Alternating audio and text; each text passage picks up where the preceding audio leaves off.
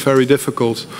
So if I look at video and the technical things we have to do now is that we have to deliver over the internet vast amounts of video, for example, that can create sometimes problems with big events like the Olympic Games or the World Soccer Championship. We have to make a good approach with all the service providers within a certain country, and then even then you see that we reach the limits of what is possible. So coordination is very, very needed. We have to keep into account that we work over the internet with all different providers in the chain.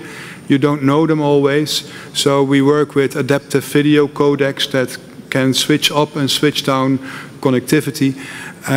But the big problem is, of course, that all the synchronicity has to be passed through the whole lane and delivered to the end. And that's our main problem here. Yeah.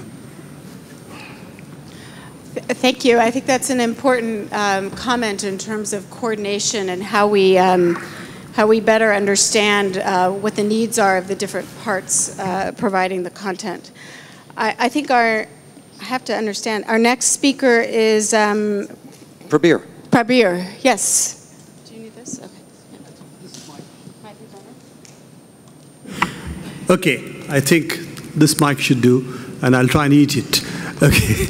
Now, I think that I would like to put a rider on the issue of free speech that was said earlier, and legal speech or legal communication. And I must say that when US says, or people from US say, free speech is the best in US, that actually hate speech, as defined in European law and Indian law, would be a problem for your law. So there is a difference between what you consider good freedom and what others may consider good freedom of speech. And we must also bring into the issue the fact that there are also copyright laws which are very, very strict in the United States, much more restrictive than most other regimes. So there are problems of looking at it in that, I would say, slightly triumphalist version of the United States, if you will, just as a caution.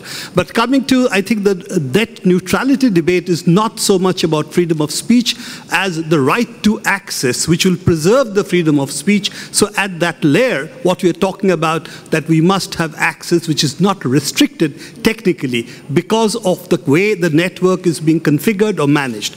And I would suggest that therefore the net neutrality issue is really connected to how people get access to the network, that preferential or discriminatory access to the network in the long run may freeze out free speech. So we have to configure that at the architectural level, and I would quote Lawrence Lessig on that: architecture is law. That what we are talking about in this context of net neutrality is architecture being legally, will be actually the law if we're not careful about it. So we need to focus on having an architecture which will not freeze out access because it's configured in a particular way. I think that's an important issue for me.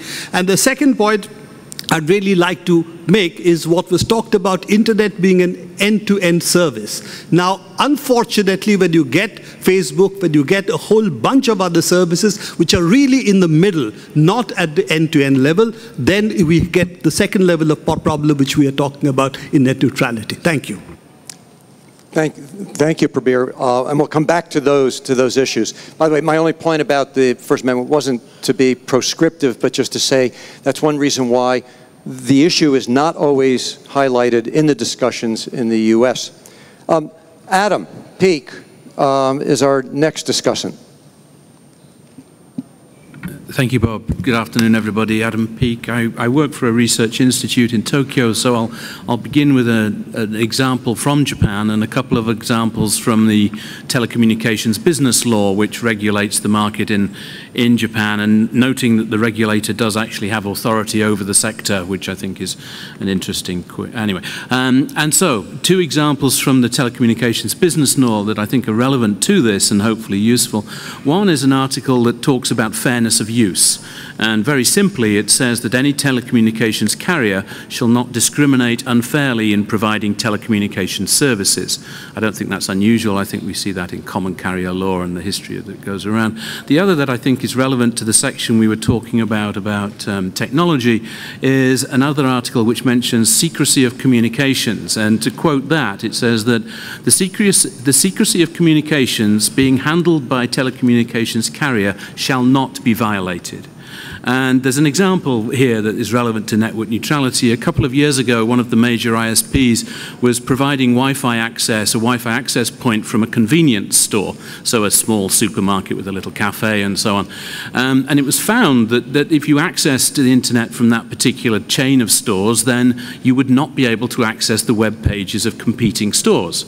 And the ISP was taken to task by the ministry over this, and they didn't use the fairness doctrine that they could have done for non-discrimination, but instead they addressed the security of communications aspect.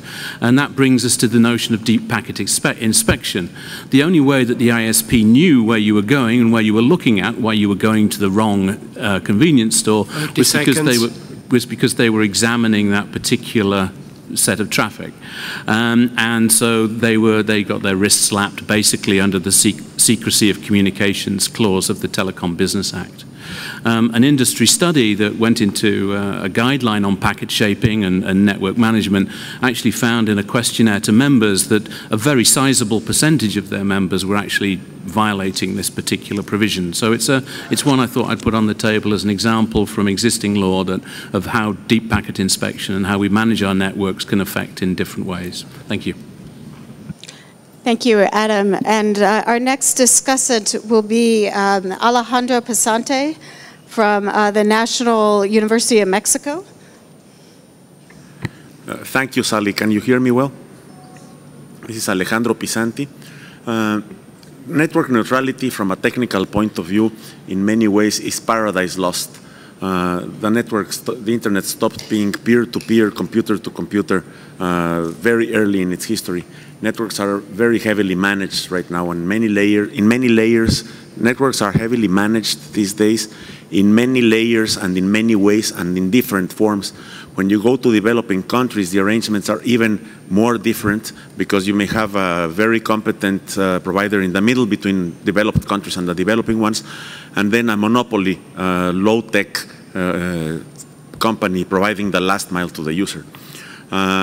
Multi-stakeholder, expert-enriched approach is required to even define what a network neutrality problem is in each country within its legal framework and tradition and user demands or citizen demands.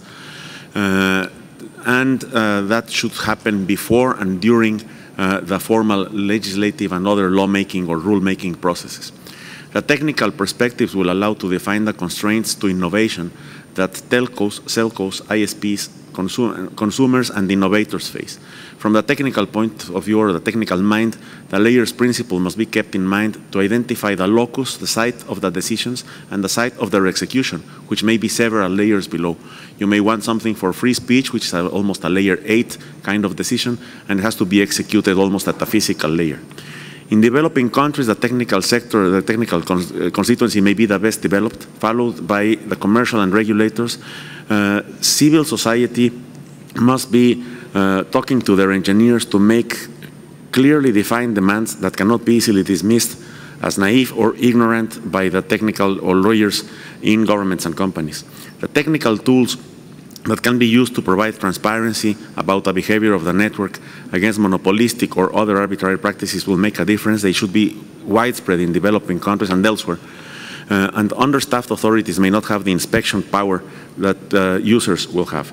And finally, we must move away from a view that is of network neutrality that is only web-centric and is centered on a consumer, on a content consumer point of view, and look also at producers of much more things than content and political videos, which I don't want to dismiss, but there are many other forms of producing internet that are critical for development. And the final point, we must be careful not to copy critically what's happening in developed countries. We don't know if the US will mess up the internet by going to Title II of your specific laws. but we must be sure that we don't bring the government in before we know what the intervention will do at the technical level to the internet altogether. Thank you. Thank you very much, Alejandro. Our final speaker is labeled as a respondent, Jeremy Malcolm. Thank you very much. So as a respondent, I don't have any pre-prepared remarks, but I'm just going to respond to some of the things that I've heard from the panel. And it was such a diverse range of views that I'm not quite sure where to start, but I'm going to look at the question with which we opened, which was about identifying principles and defining net neutrality. And so both Robert Pepper and Sally Wentworth referred to Netmundial's list of issues which are about enabling freedom of expression, competition, consumer choice, transparency, etc. These are not really a definition, and Robert said maybe we need to go on to agree on a definition in the future, if that might be possible. I agree that that would be a worthwhile endeavour, and the Electronic Frontier Foundation is working with some other civil society organisations in a new coalition that will be launched next month at the Web We Want Festival in London, where we're going to try and do that. We're going to try and work out a definition that we can all agree on. But it's interesting that everyone who spoke gave some hints about that. So Prabir talked about the preferential or discriminatory access as a touchstone. Adam spoke about, in Japan, the fairness of use and the secrecy or security of communications. The FCC principles of transparency, no blocking of lawful content, and no unreasonable discrimination were referred to. And from EFF's perspective, we have a little set of principles against blocking discrimination amongst applications and no special access fees. So it's a bit mind-boggling to try and reconcile these into a single consistent definition, but I think it's something that we should attempt. So I'm looking forward to the IGF playing a part in that. Perhaps we can refer this issue back to the main session next year and see if we've made any progress. Since it seems I have about 30 seconds left, I'll also respond to what Alejandro said about the reclassification and being worried if the reclassification under Title II in the USA would break the internet.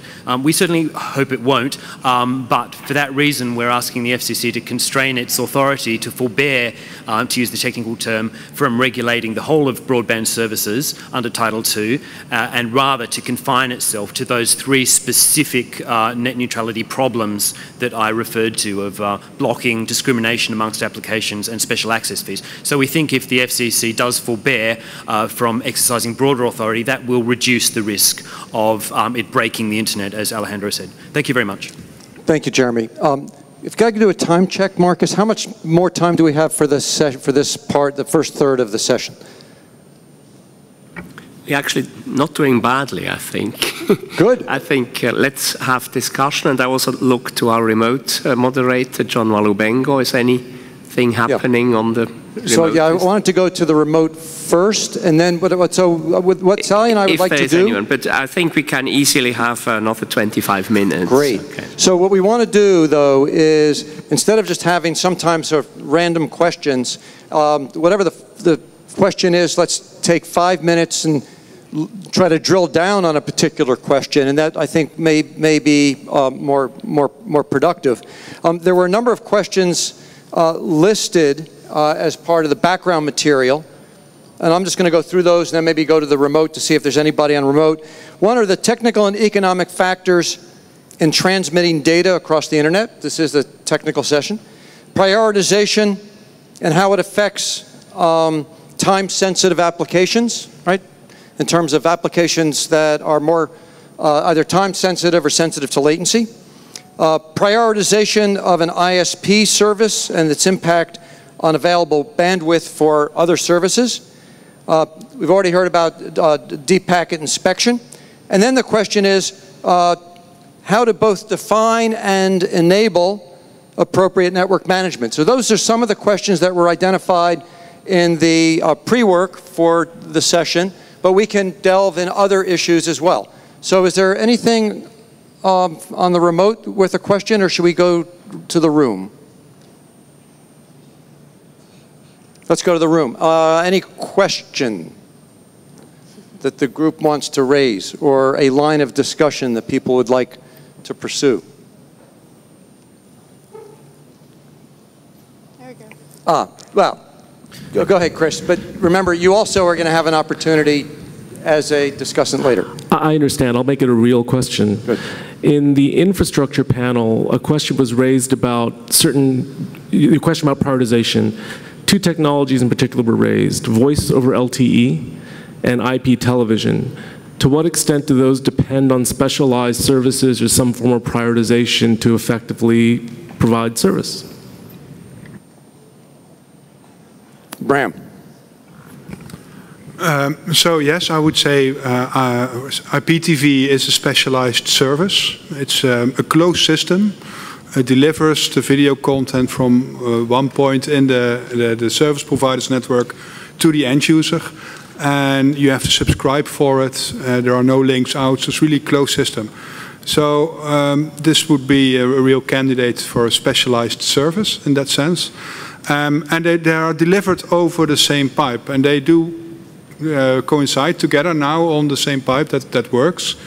But with regard to transparency and neutrality, you would like to have a situation where the end user can see what is used for specialized service and what is available for the open internet. That would be my go for it. Good afternoon. My name is Per Strömbäck. I'm the editor of netopia.eu. We're a think tank and web magazine on the digital society. My question is, network neutrality seems to rely on the assumption that the infrastructure is an independent third-party operation.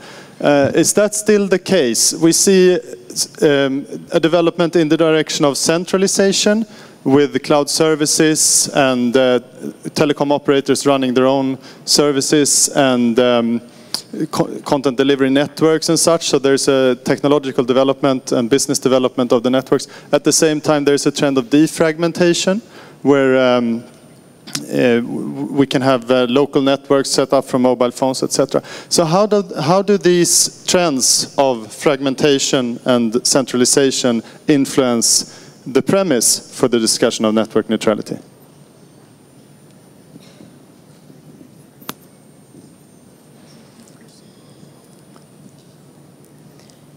If nobody else wants to take a crack at that, I'm happy to at least start. So we've always had these specialized services. CDNs are content delivery networks, which are specialized networks and services for mostly video. Over the next 5 years, 80% of the traffic across the internet is going to be video. So we know that. We also know that even in mobile services, 90% of the traffic is going to come from the cloud. So, but there are multiple cloud providers. There are private cloud, there's hybrid cloud, there's public cloud. And one of the trends that we're seeing are the interconnection of clouds and the sharing of data across cloud, and it's called data orchestration. What you want to do is move the data where the processing is available so that you can rapidly get what you need, and the networks have to be very agile to do that. But it does not necessarily require that it all be vertically integrated. So what we're seeing globally is a wide range of cloud operators. Only a very small number of them, very small, have anything to do with the network service providers. So we're seeing both of those trends that you identified. And Bram had a comment as well. Yes, I understood the question also as a part of the relating to the vertical integration of the access provider, who is becoming more, the big ones are becoming also tier 1 providers. When we are talking with the service providers on a national level for delivering over the content for the World Soccer Games, for example, we talk to one division and we have peering relations with them. And then the other division, they are doing transit delivery. And they were not integrating, they were not talking together, but more and more there is a fight that they don't want to have private peering anymore. And I think that fight is a bit causing the tension around the net neutrality debate in that area. Fabio. I think that's a very, very important question, that are we getting into a situation where we are no longer talking about this end-to-end service being really one that goes through a common infrastructure, as it were, and network neutrality being applicable only to infrastructure, but are we also seeing platforms emerge in the middle? And therefore, you have also a requirement that those platforms also be quote-unquote neutral. So are we really talking about, if somebody is offering cloud services, then should we also talk about platform neutrality, as it were, as something which complements network neutrality in the real world, where it's no longer an end-to-end service, where the middle has become as important as end-to-end service? Alejandro, you had a... Thank you, Robert. This is Alejandro Pisanti. Very briefly, the setting of many of these questions, the way they are set, is something we should think twice. We start speaking about the internet and network neutrality as an enemy of, or a friend of innovation, enemy or friend, depending on whether you're talking from a telco point of view or from a developer's point of view. But very quickly we drift into, I want to see my Netflix well, which to begin with is a first world problem, as we say. But it also is not, you're not looking at the internet, you're not looking even at a telco, which would provide you with circuits.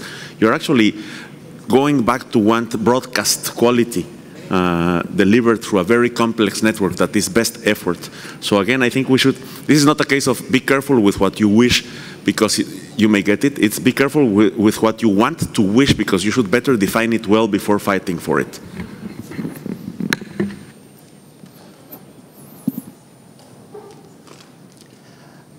Hello, I'm Larry Downs with Georgetown University. Thank you for this wonderful session and these really interesting discussions. One of the things that's concerned me is when we've talked about a lot of the exceptions that we already have built into the network, whether it's specialized services or co-located services or CDN or peering or transit. One of the things that concerns me is this is not an exhaustive list. It's certainly not a list that's exhaustive for the future. In the 2010 net neutrality proceeding in the FCC, there were about a dozen wisely exempted practices and technologies, but of course that world has changed since then. My question, I think, for this group is how do we make sure that whatever we do from a regulatory standpoint, we leave open the opportunity to add new network management practices that may not appear neutral but yet are beneficial to all users and don't violate the core principles? Thank you.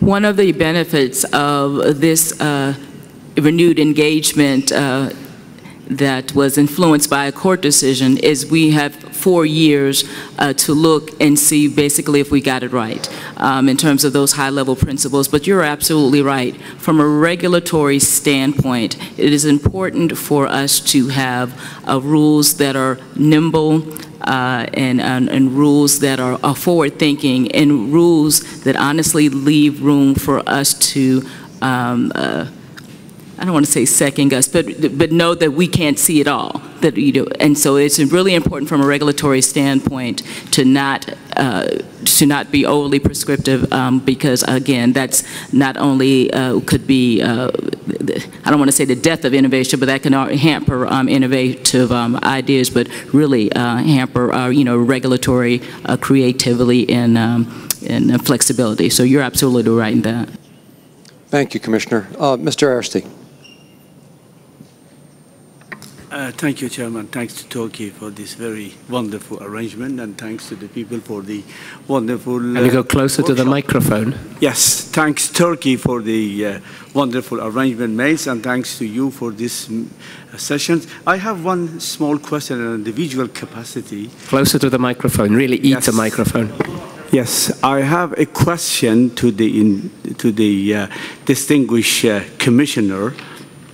She mentioned no unreasonable discrimination. What is reasonable discrimination? What is the criteria to define a particular discriminations for particular sort of the things? Is there any globally in a multi-stakeholder approach, agreed criteria to have that sort of discrimination being reasonable? Thank you. Commissioner, do you want to handle that one?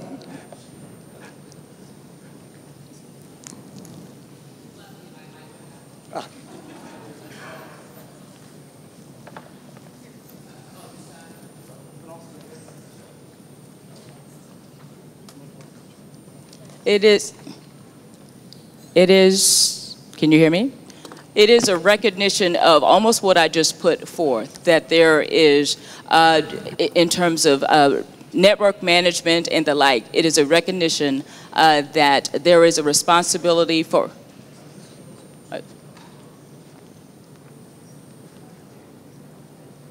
It's okay. Keep going.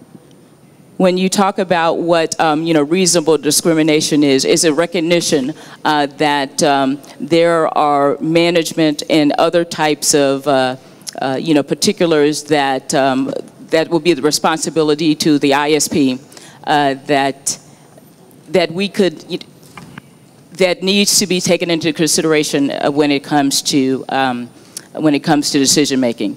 So he's shaking his head. So yeah. So. You can go. You can keep going. Can you hear? Can you? The microphone. No, but your mic. But the hand mic works. Go ahead. Keep going, Commissioner. So again, it's one of those things that we will recognize it, and it's necessary to have that flexibility, that dexterity, to know that there is an obligation, there's a necessity for a managed network. There is an obligation and a necessity that we can't see and know all things, that there is a responsibility for that free-flowing and free management and free exchange. And so the reasonableness, I think sometimes you would say, is in the eye of the beholder, but it's necessary to have that flexibility, because there is no way that we can see and know all. That there might be a need for that in order for the public good, the needs and necessity of the public to be taken into consideration. And that's why we gave ourselves a little bit of dexterity, as in terms of no unreasonable. Yeah, and Mr. Ashby, part of that also is in the history and the case law within U.S. communications law.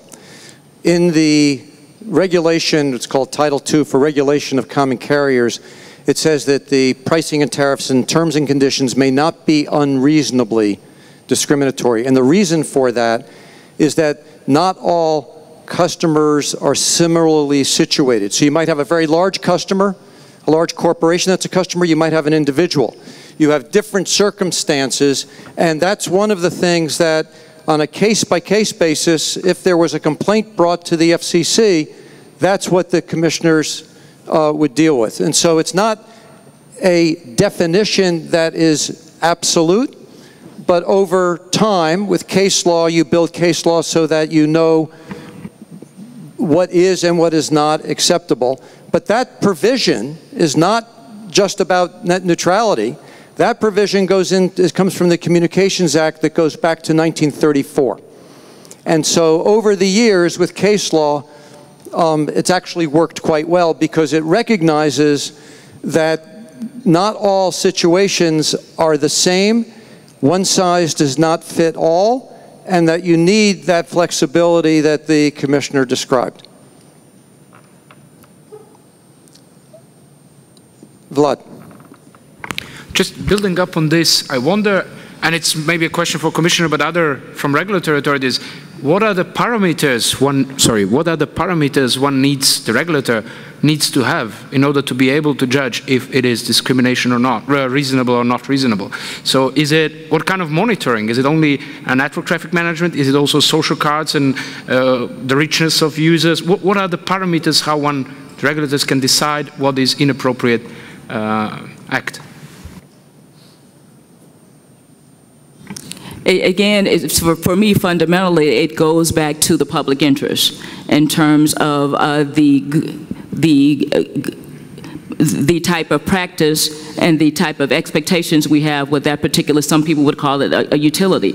And so I come from a long-term regulatory background where I dealt with pure electric, water and gas utility, and I still define my in terms of my approach to regulation through that lens. What is the objective? What is the public good? What is this necessity? What has become a necessity? And that helps shape in terms of my definition and my framework. Okay, we have a question back here now. Thank you. I wonder what our primary concern here is. I'm from Ministry of Development, Turkey. Is our primary concern which channel should we entertain our citizens, or what is the most beneficial for our citizens? For example, when a disaster happens and in some part of the country, and in other part of the country there are many people watching IP-based TV, and this is a problem if the people with problems could not communicate because some other people watching too much TV. What is our primary concern? Thank you. Thank you. So this goes to the question of priority and how do you set priorities. Alejandro? Thank you. This is Alejandro Pisanti. I think that we should look very carefully at some of these problems, like the one just mentioned, to see where you actually have a network neutrality, network management problem that's reasonably well defined, and where you have an even better defined problem of political censorship or deliberate management of the networks to favor some usages or disfavor others. Also, what will, to the first part of the question, what will work best in this country or in any other? It has to be studied inside the country. We are hearing the network neutrality discussion globally right now is dominated by the the United States discussion about what to do with the FCC's powers that were taken away and maybe coming back in some form or reach, and preventing this to go into overreach. I highly recommend, very strongly recommend, to read or listen, to read a paper or listen to a conference recently given by Scott Marcus, which defines the origins of the different forms of the network neutrality debate in Europe and in the United States. The sole fact that in one of the continents things like Skype impinge on mobile internet or mobile providers' voice earnings causes a completely different approach, plus the ex ante or ex post and the other issues which I hope the rest of the panel will discuss. But don't copy. One of the things I think you bring to front is, and I thought about it when the general person to my extreme left talked about access, and to me, that's fundamentally what we're speaking about here. And I differentiate that from the cultural norms of each of our nations and what we are here to achieve, because that's why I use the term open internet and not the what I call N squared, because the other one to me gets into a series of debates that I don't think are really especially healthy and open for what we are really attempting to channel and address. When you talk about openness and that platform, what it means, it's agnostic, and that's a word as a granddaughter of a minister I rarely use, but it's agnostic because that is that what we use it for and what it transmits and transports. That's another series of discussions that I think are best defined within individual borders. But when we talk about the commonality and the openness and the principles, that's what I always hope we come back to, because the rest of it we'll have the same conversation for the next several decades, and I don't think we would get as far as we would want to. In the interest of time management, I think we come to an end of the first segment, and I would like to ask both Sally and Robert to give their takeaway from this first hour of discussion. It was an interesting discussion. Is there any way you can help the guys who have to write the report? Oh, we have a remote participant. Yes, Walu, can you bring in the remote participant? Yeah.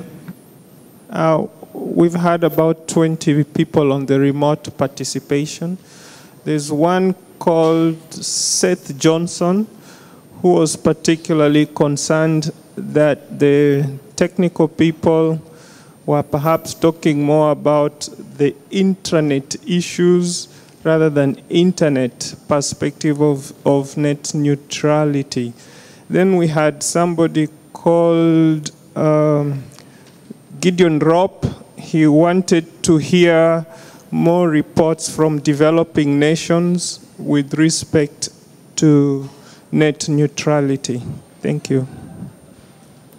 Thank you. That was a concern when we were actually preparing the session, that we wanted to make sure we bring in voices from developing country. But over to you, Robert and Sally, who goes first? I think actually the concluding discussion here was quite useful and maybe will help set up the next session. But this idea of a one-size-fits-all policy solution is probably certainly not where we would like to end up.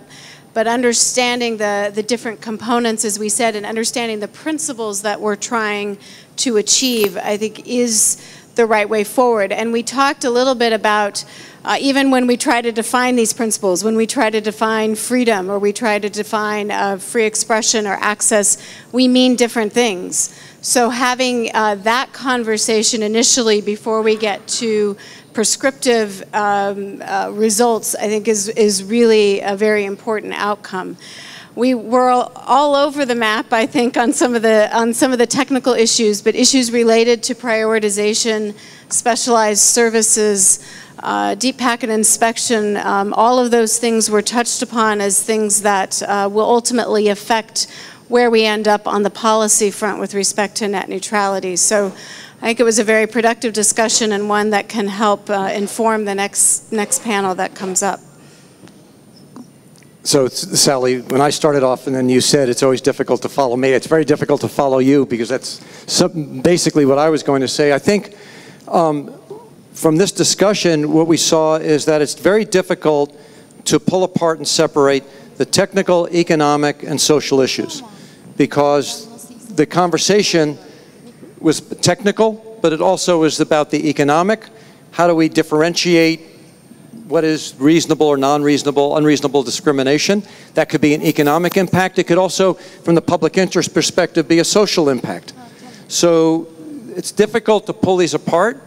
And I look forward to the next two sessions, and then maybe at the end we'll be able to come away with something a little more coherent. So thank you very much. And thank you for your participation, and very much thank you for the remote participants.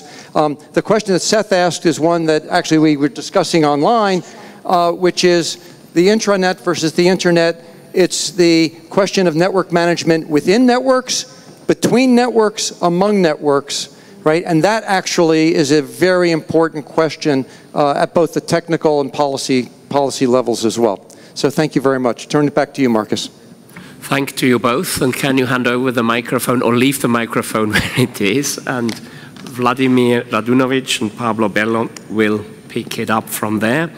Vladimir Radunovic is coordinator of e-diplomacy educational and training programs of the Diplo Foundation, and Pablo Bello is Secretary General of the Latin American Association of Research Centers and Telecommunication Enterprises, and he's based in Montevideo, Uruguay.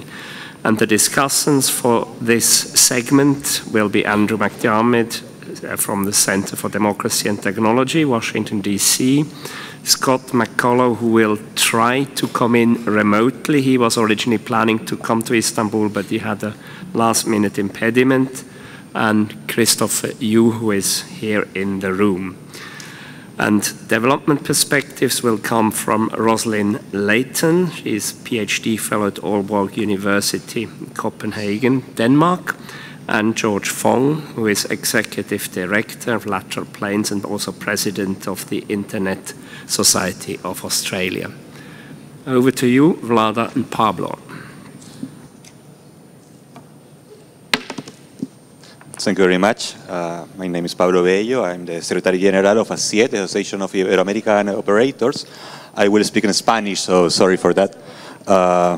Muchas gracias, presidente, y muy buenas tardes. Para iniciar esta conversación quiero plantear algunos conceptos y algunas preguntas para lo que viene. Quisiera decir inicialmente que la neutralidad de la red evidentemente no es un principio que esté ni en la Biblia, ni en el Corán, ni en la Torá, ¿eh? Y eso creo que es importante decirlo porque a veces pareciera lo opuesto. Sin desmedro de ello, yo creo que en la introducción que mencionaré algunas herejías, creo yo.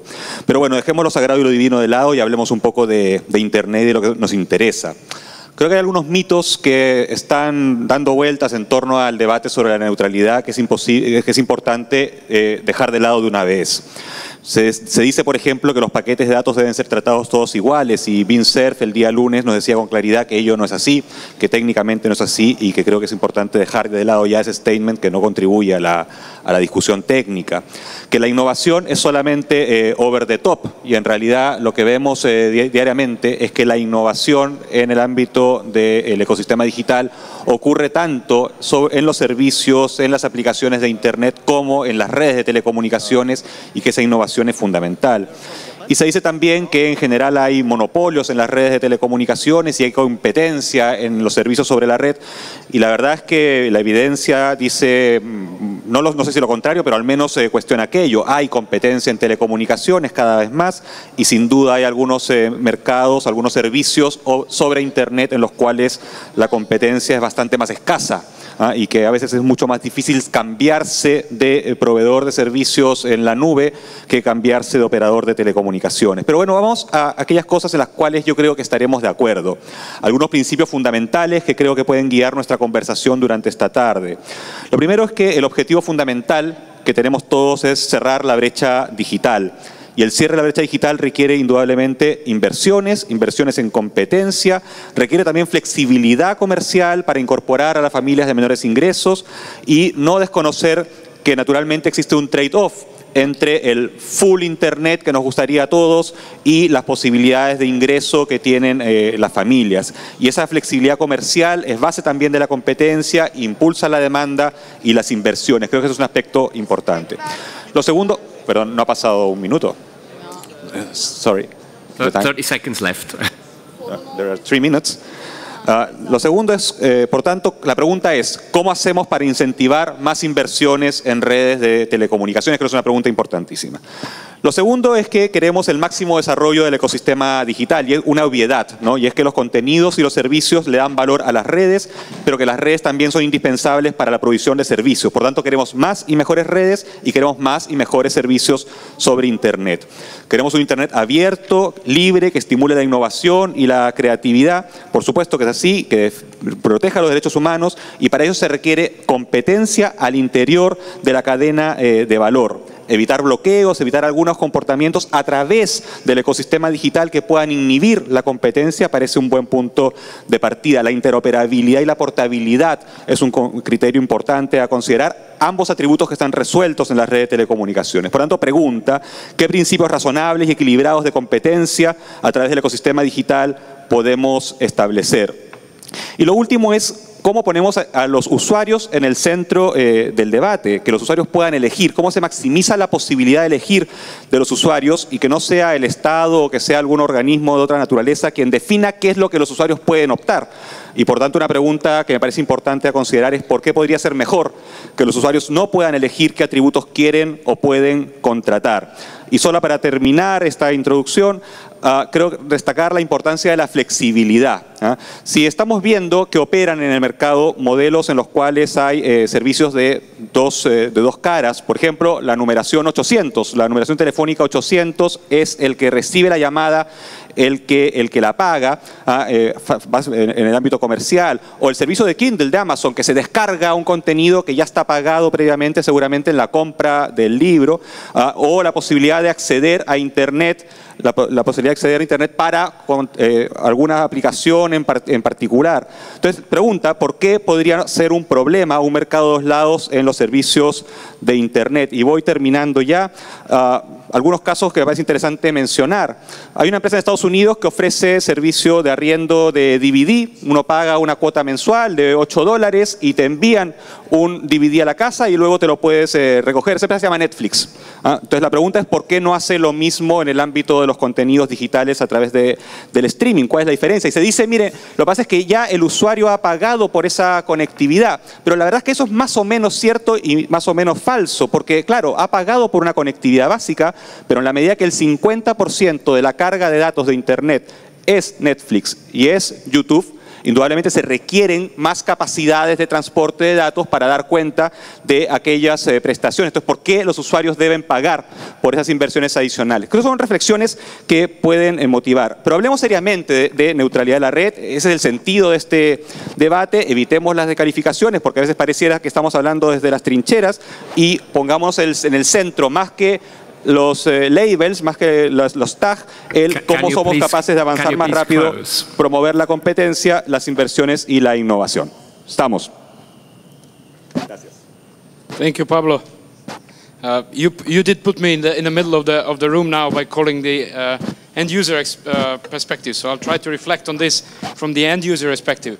So the economic aspect, by the microphone, right? And I should look at Nicolas. I see he's very serious today. So we are touching upon the economic aspect, and I'll try to map the contributions we received from NetMundial and all of you in preparations through end user experience and wallet of end user. I'll try to be provocative with comments as end user could put it. What I as end user want. Firstly, don't call me a consumer. Call me a user. Citizen, I'm not a consumer. Internet is not just anything like other technologies. Secondly, I want to have a meaningful choice. And that means meaningful transparency as well. That means that I am able to know what you do with your traffic. I'm able to understand what you want to tell me what you're doing. But it also means that I need to be able to understand the whole concept, terminology. I need to be educated and have time to go through different options and offers and decide and find the best choice. If I can't do that, that means I don't have knowledge or I don't have time, then I might ask for a protection by authorities or someone else to help me not to make the wrong choice. Secondly, the new business model, special services, zero rating, all these new things that come, I don't really care I don't really care where the money goes between the industry, as long as I have a quality of service that I want, as long as I can access anything that I want on the internet with this decent quality of service, as long as someone can guarantee that the investments that are going to be put in will both cover the new services and the internet as I want it. So I want someone to guarantee that the internet as I know it will also be invested in through specialized services if these exist. And I want equal chance for new entrants, for new services, for some new Twitter, some new Facebook, some local services. I want to be able to also access Wikipedia or anything I want. And thirdly, I might ask for some safeguard mechanism. I don't know from who. It might be on a legal ground or legislation to cover the basic principles, as Sally mentioned. So basic principles, no blocking, no discrimination. And it might be a competition protection from regulatory authorities. That is what I would like to see as an end user perspective and experience of the internet. I'm trying to put this perspective in. I'll stop here. Well, I was shorter. Okay, thank you, Nicolas. And I'll move here not to tease the cameraman chasing me around the room.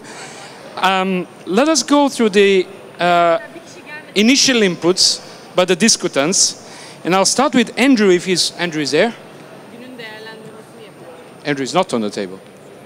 Okay, we move on. Christopher, your 2 minutes. Thank you very much. I would like to take the time I have to try to characterize some of the discussions from the earlier sessions feeding into this, about what that shed about the economics.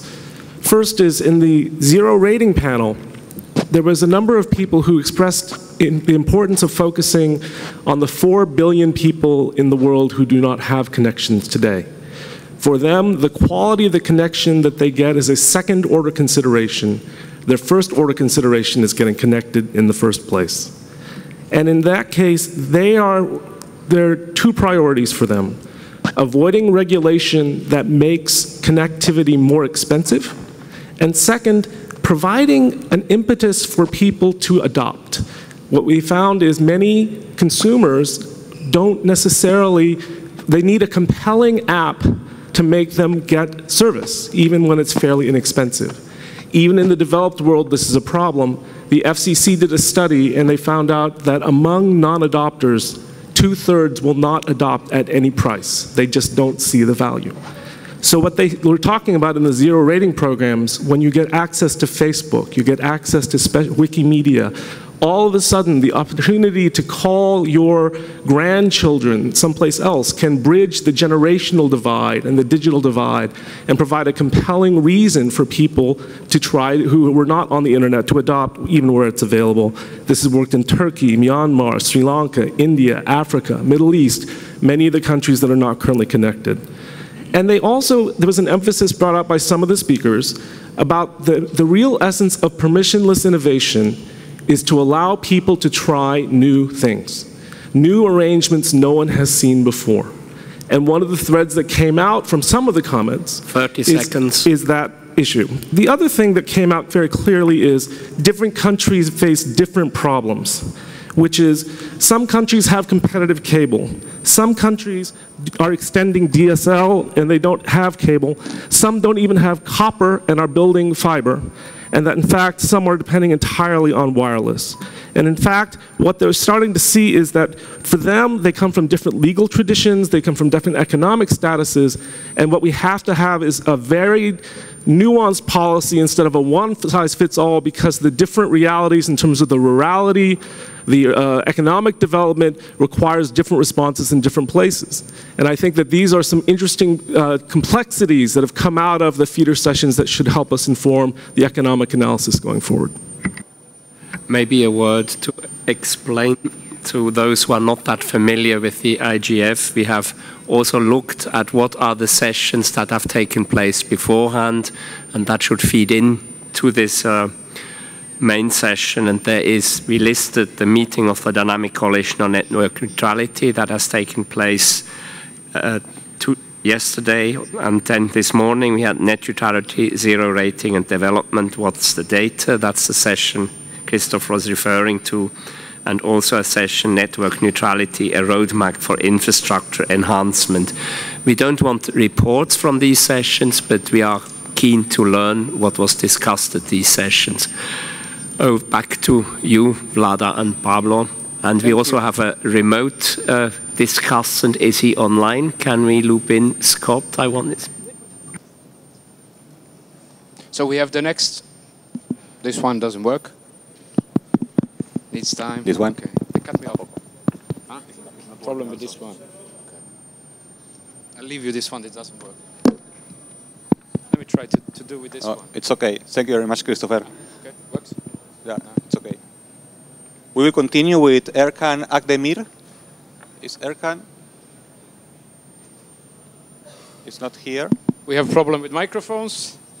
Neutrality, please. We probably went over the zero rate. Can someone help us solve the problem with microphones?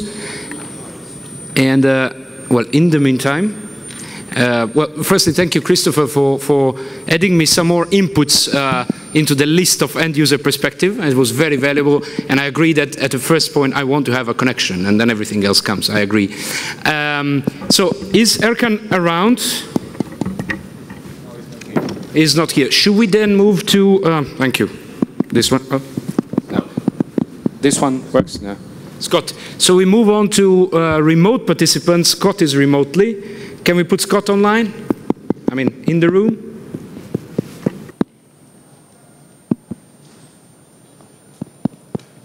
I can hear Scott, but I don't know if the room is hearing him. No.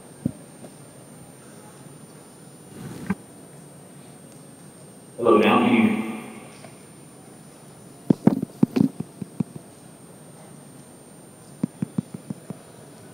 I think I'm getting some feedback, so I'll repeat. Yes, Scott, we can hear you. You can go on.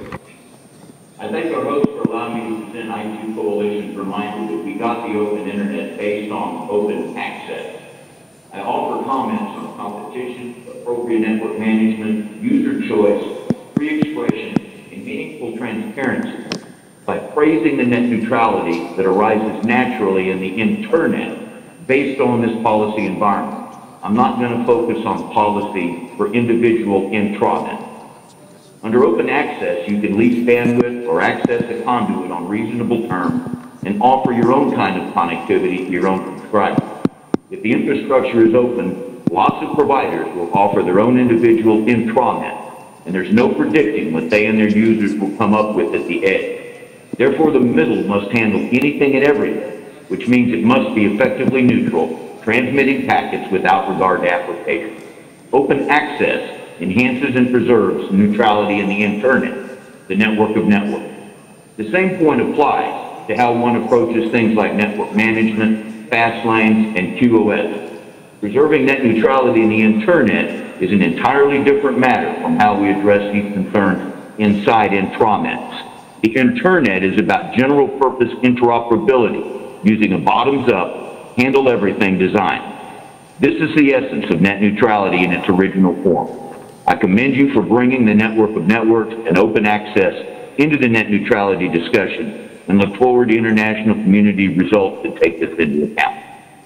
Open access means users can demand open neutral internet and independent providers can supply it. It favors ISPs that protect privacy and have neutral policies, while those that interfere with free speech or perform or allow surveillance will be punished by an open market. But open access goes beyond consumer choice. It assures that the network empowers users to act as producers, using their connections creatively, or even becoming independent providers themselves. It thereby assures diversity and inclusiveness. Transparency is when users receive full information about the product, including network management and privacy policy. Users get information disclosing whether they're getting the capacity they purchased and advising what information is being collected about them, how it is being used and shared, and for what purposes. Thank you again for allowing me to speak. Thank you. Thank you, Scott. Okay, this works now. Should be. Thank you, Scott. Stay with us, of course.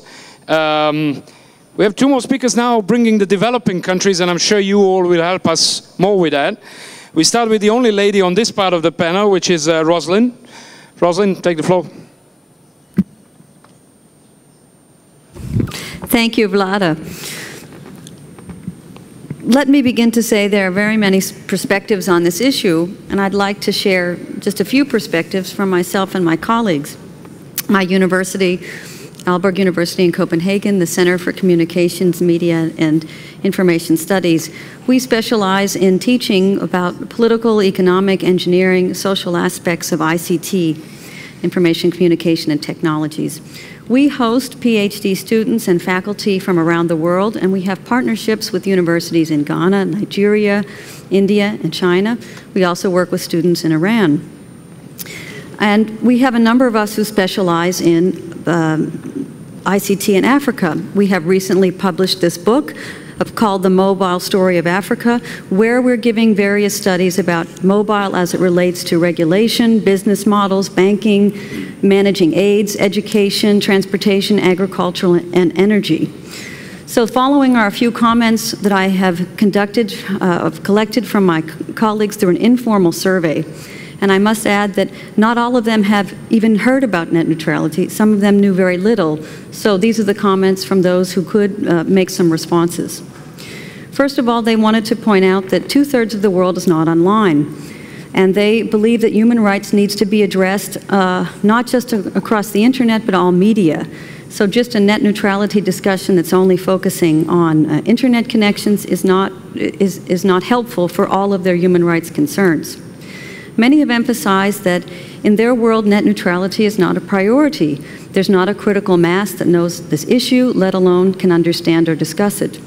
The governments and regulators, in their perspective, are focused on building infrastructure, and it's not practical to address traffic management issues at this time. A number have pointed to the importance of zero rating programs as valuable to get people on board, and the freedom to try with and experiment with these kinds of business models. I want to point out today Mohammed Hashim and his colleagues from the Sudan, who are internet activists, who see some advantages of this program. I hope we can get their perspectives during the Q&A session. My colleagues from Iran have pointed out that it matters little if you have a free and open internet if the content is curated by the government. In their case, they are suffering from police raids of satellite dishes on their rooftops and apartment buildings. Again, not an issue addressed by net neutrality. In China, those colleagues have observed that the closed model of innovation has actually been successful to drive adoption and growth. Already by the 2008, the Chinese internet had more users than the United States. Today has 4 major internet companies, and people are using internet applications built under these conditions. Time is up. Can you wrap up then? Yes, last point is that they said to me that rather than to impose our developed views of the world and our concepts of net neutrality, that we should better provide general education and principles about human rights that are applicable to all media and technologies, and allow the people in each place to adapt what's appropriate for their region and their needs. Thank you, Rosalind. Just one short clarification for those of you that might not follow the whole net neutrality discussion. Zero rating, when we mention zero rating, that means that, for instance, a mobile operator can give you a package in which Facebook would be zero rated. So you are not paying for Facebook traffic, but you're paying for everything else. It's just one example. So that is what we refer to when we talk about zero rating. Pablo, any comment, or should we move on? Thank you very much, Rosalind. George Fong, do you have 2 minutes? Thank you. I come from a different perspective. Coming from a regional area in Australia, we have some simpler and more direct views. This is often used, an often used maxim is less want, more need. Usually it means less providers. A loss of net neutrality is not a given, but it's possible. In order to have net neutrality, there must first be a net over which there is a capacity to provide choice. Australia is not a developing country, but in regional and rural areas, it displays traits common with some of the developing countries, and there have been lessons that we have learned. Diverse and challenging geography in relation to location of population, sparse population numbers or population cohorts not capable of supporting traditional minimum revenues or of a socio-economic status outside of market norms. And lastly, no innate access to capital funding capability with which to build the infrastructure. Australia doesn't certainly suffer from the latter, from the last point. Australia, to give a physical perspective, is a small population of 23 million people on a land mass significantly larger than the size of Western Europe. The majority of the population live on the eastern seaboard. With very small communities scattered across the continent, it's a huge logistical issue just to get coverage, never mind competition or diversity in service providers. Expensive 3G networks in rural areas owned by largely one provider are usually the fallback for communities in rural and regional areas. High speeds, small data quotas. Kids aren't allowed to watch YouTube because of it. There are disproportionate impacts of the economy from the agricultural and mining sectors in Australia. And as far as comparatives are concerned, the Pacific Islands, on the other hand, have a population of 3.4 million people spread across thousands of islands, covering an area of roughly 15% of the Earth's surface. And across numerous sovereign states, the largest being Fiji with 856K, and the smallest being Kiribati, 10.5K. The physical issues of actually getting connectivity in those areas are very much the priority and not necessarily the issue in terms of net neutrality at the start. That follows after we've actually provided minimum capabilities of actually connecting to the net in the first place. Thank you.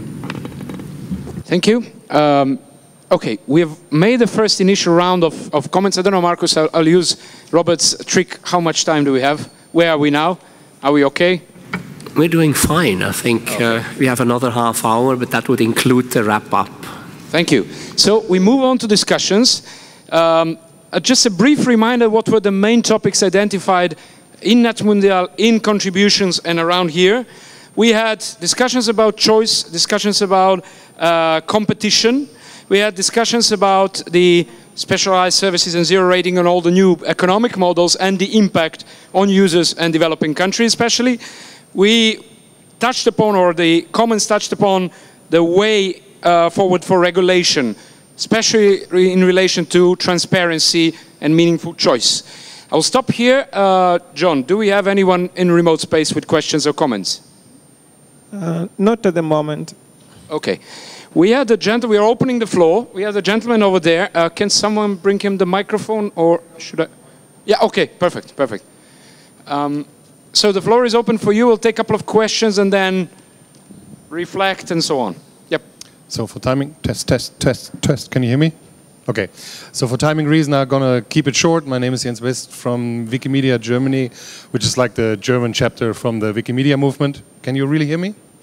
Okay, fine. So just a quick flight from a fictional future to the global and regional realities.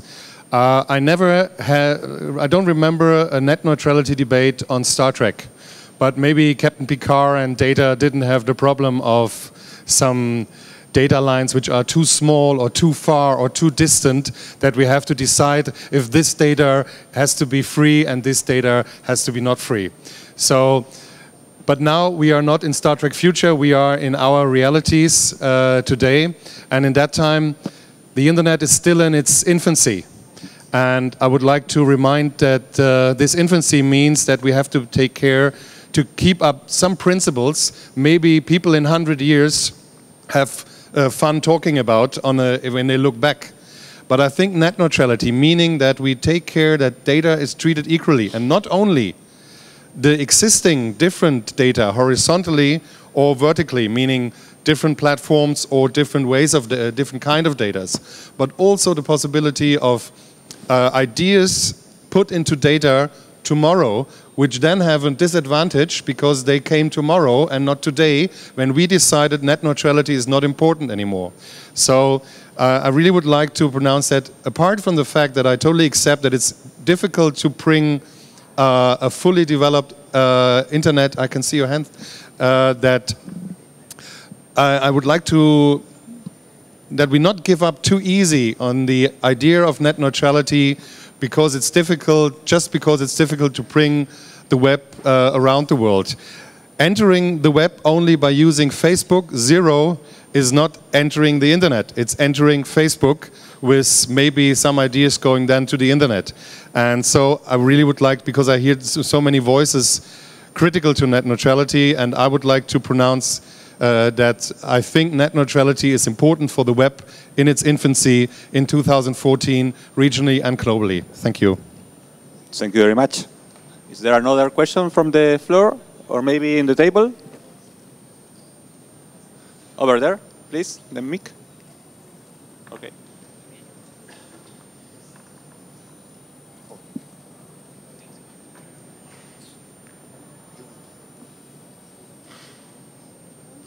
Hi, Carolina from Public Knowledge. I just would like to make two quick comments that I do think we're going to address in the third session that's focused on human rights. But I want to push back a little bit on this sense that one size fits all.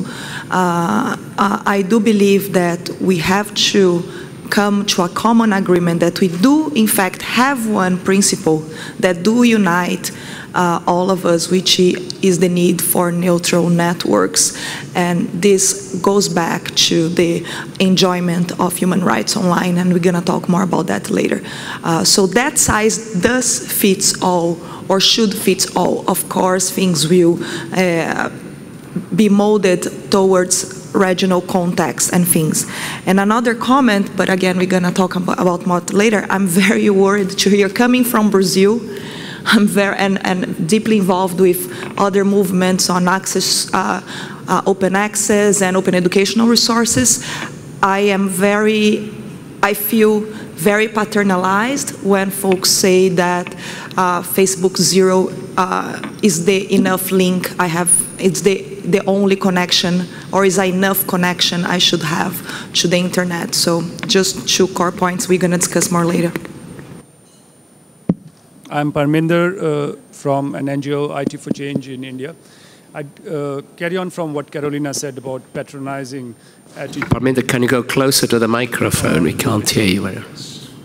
Yeah, hello. I'm Parminder from IT for Change, an NGO in India, and I follow on from Carolina's point about the zero rating being very patronizing to be spoken of in terms of whether we are trying to get access to the people of developed developing countries, and any kind of access would be good.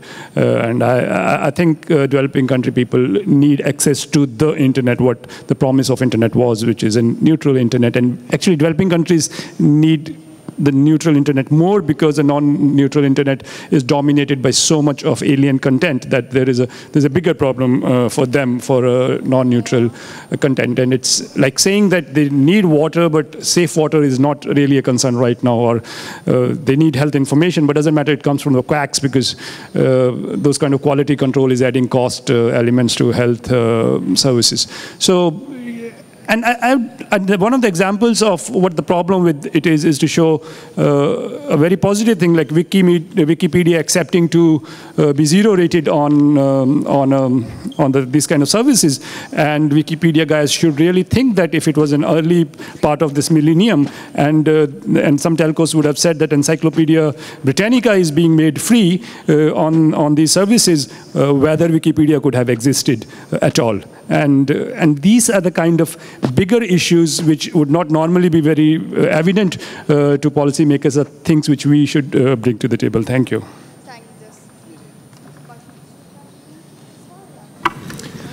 Baron Soka from Tech Freedom. I was fascinated by the question about Star Trek. I thought that was going to go in a very different direction because, of course, Star Trek is a fantasy world where there's no money and there are no trade-offs and you get everything for free. So in a fantasy world like Star Trek, you could have everything you wanted and you never have to pay for it. In the real world, of course, that's not how things work. We had a discussion about this on our zero rating panel. There was a pretty clear set of evidence presented by most of the panelists that, in fact, in the real world, we have to deal with two very difficult values to reconcile. On the one hand, neutrality and concerns about competition, and on the other hand, making sure that we promote adoption by getting people who don't see the value of the internet on board, getting them engaged and getting them to start using internet services, and then in turn, helping carriers build scale to deploy networks out to make services cheaper. That's the kind of trade-off we have to deal with in the real world, and precisely why, since we are, as the gentleman said, in the early days of the internet, we should be careful about trying to preserve a rigid principle.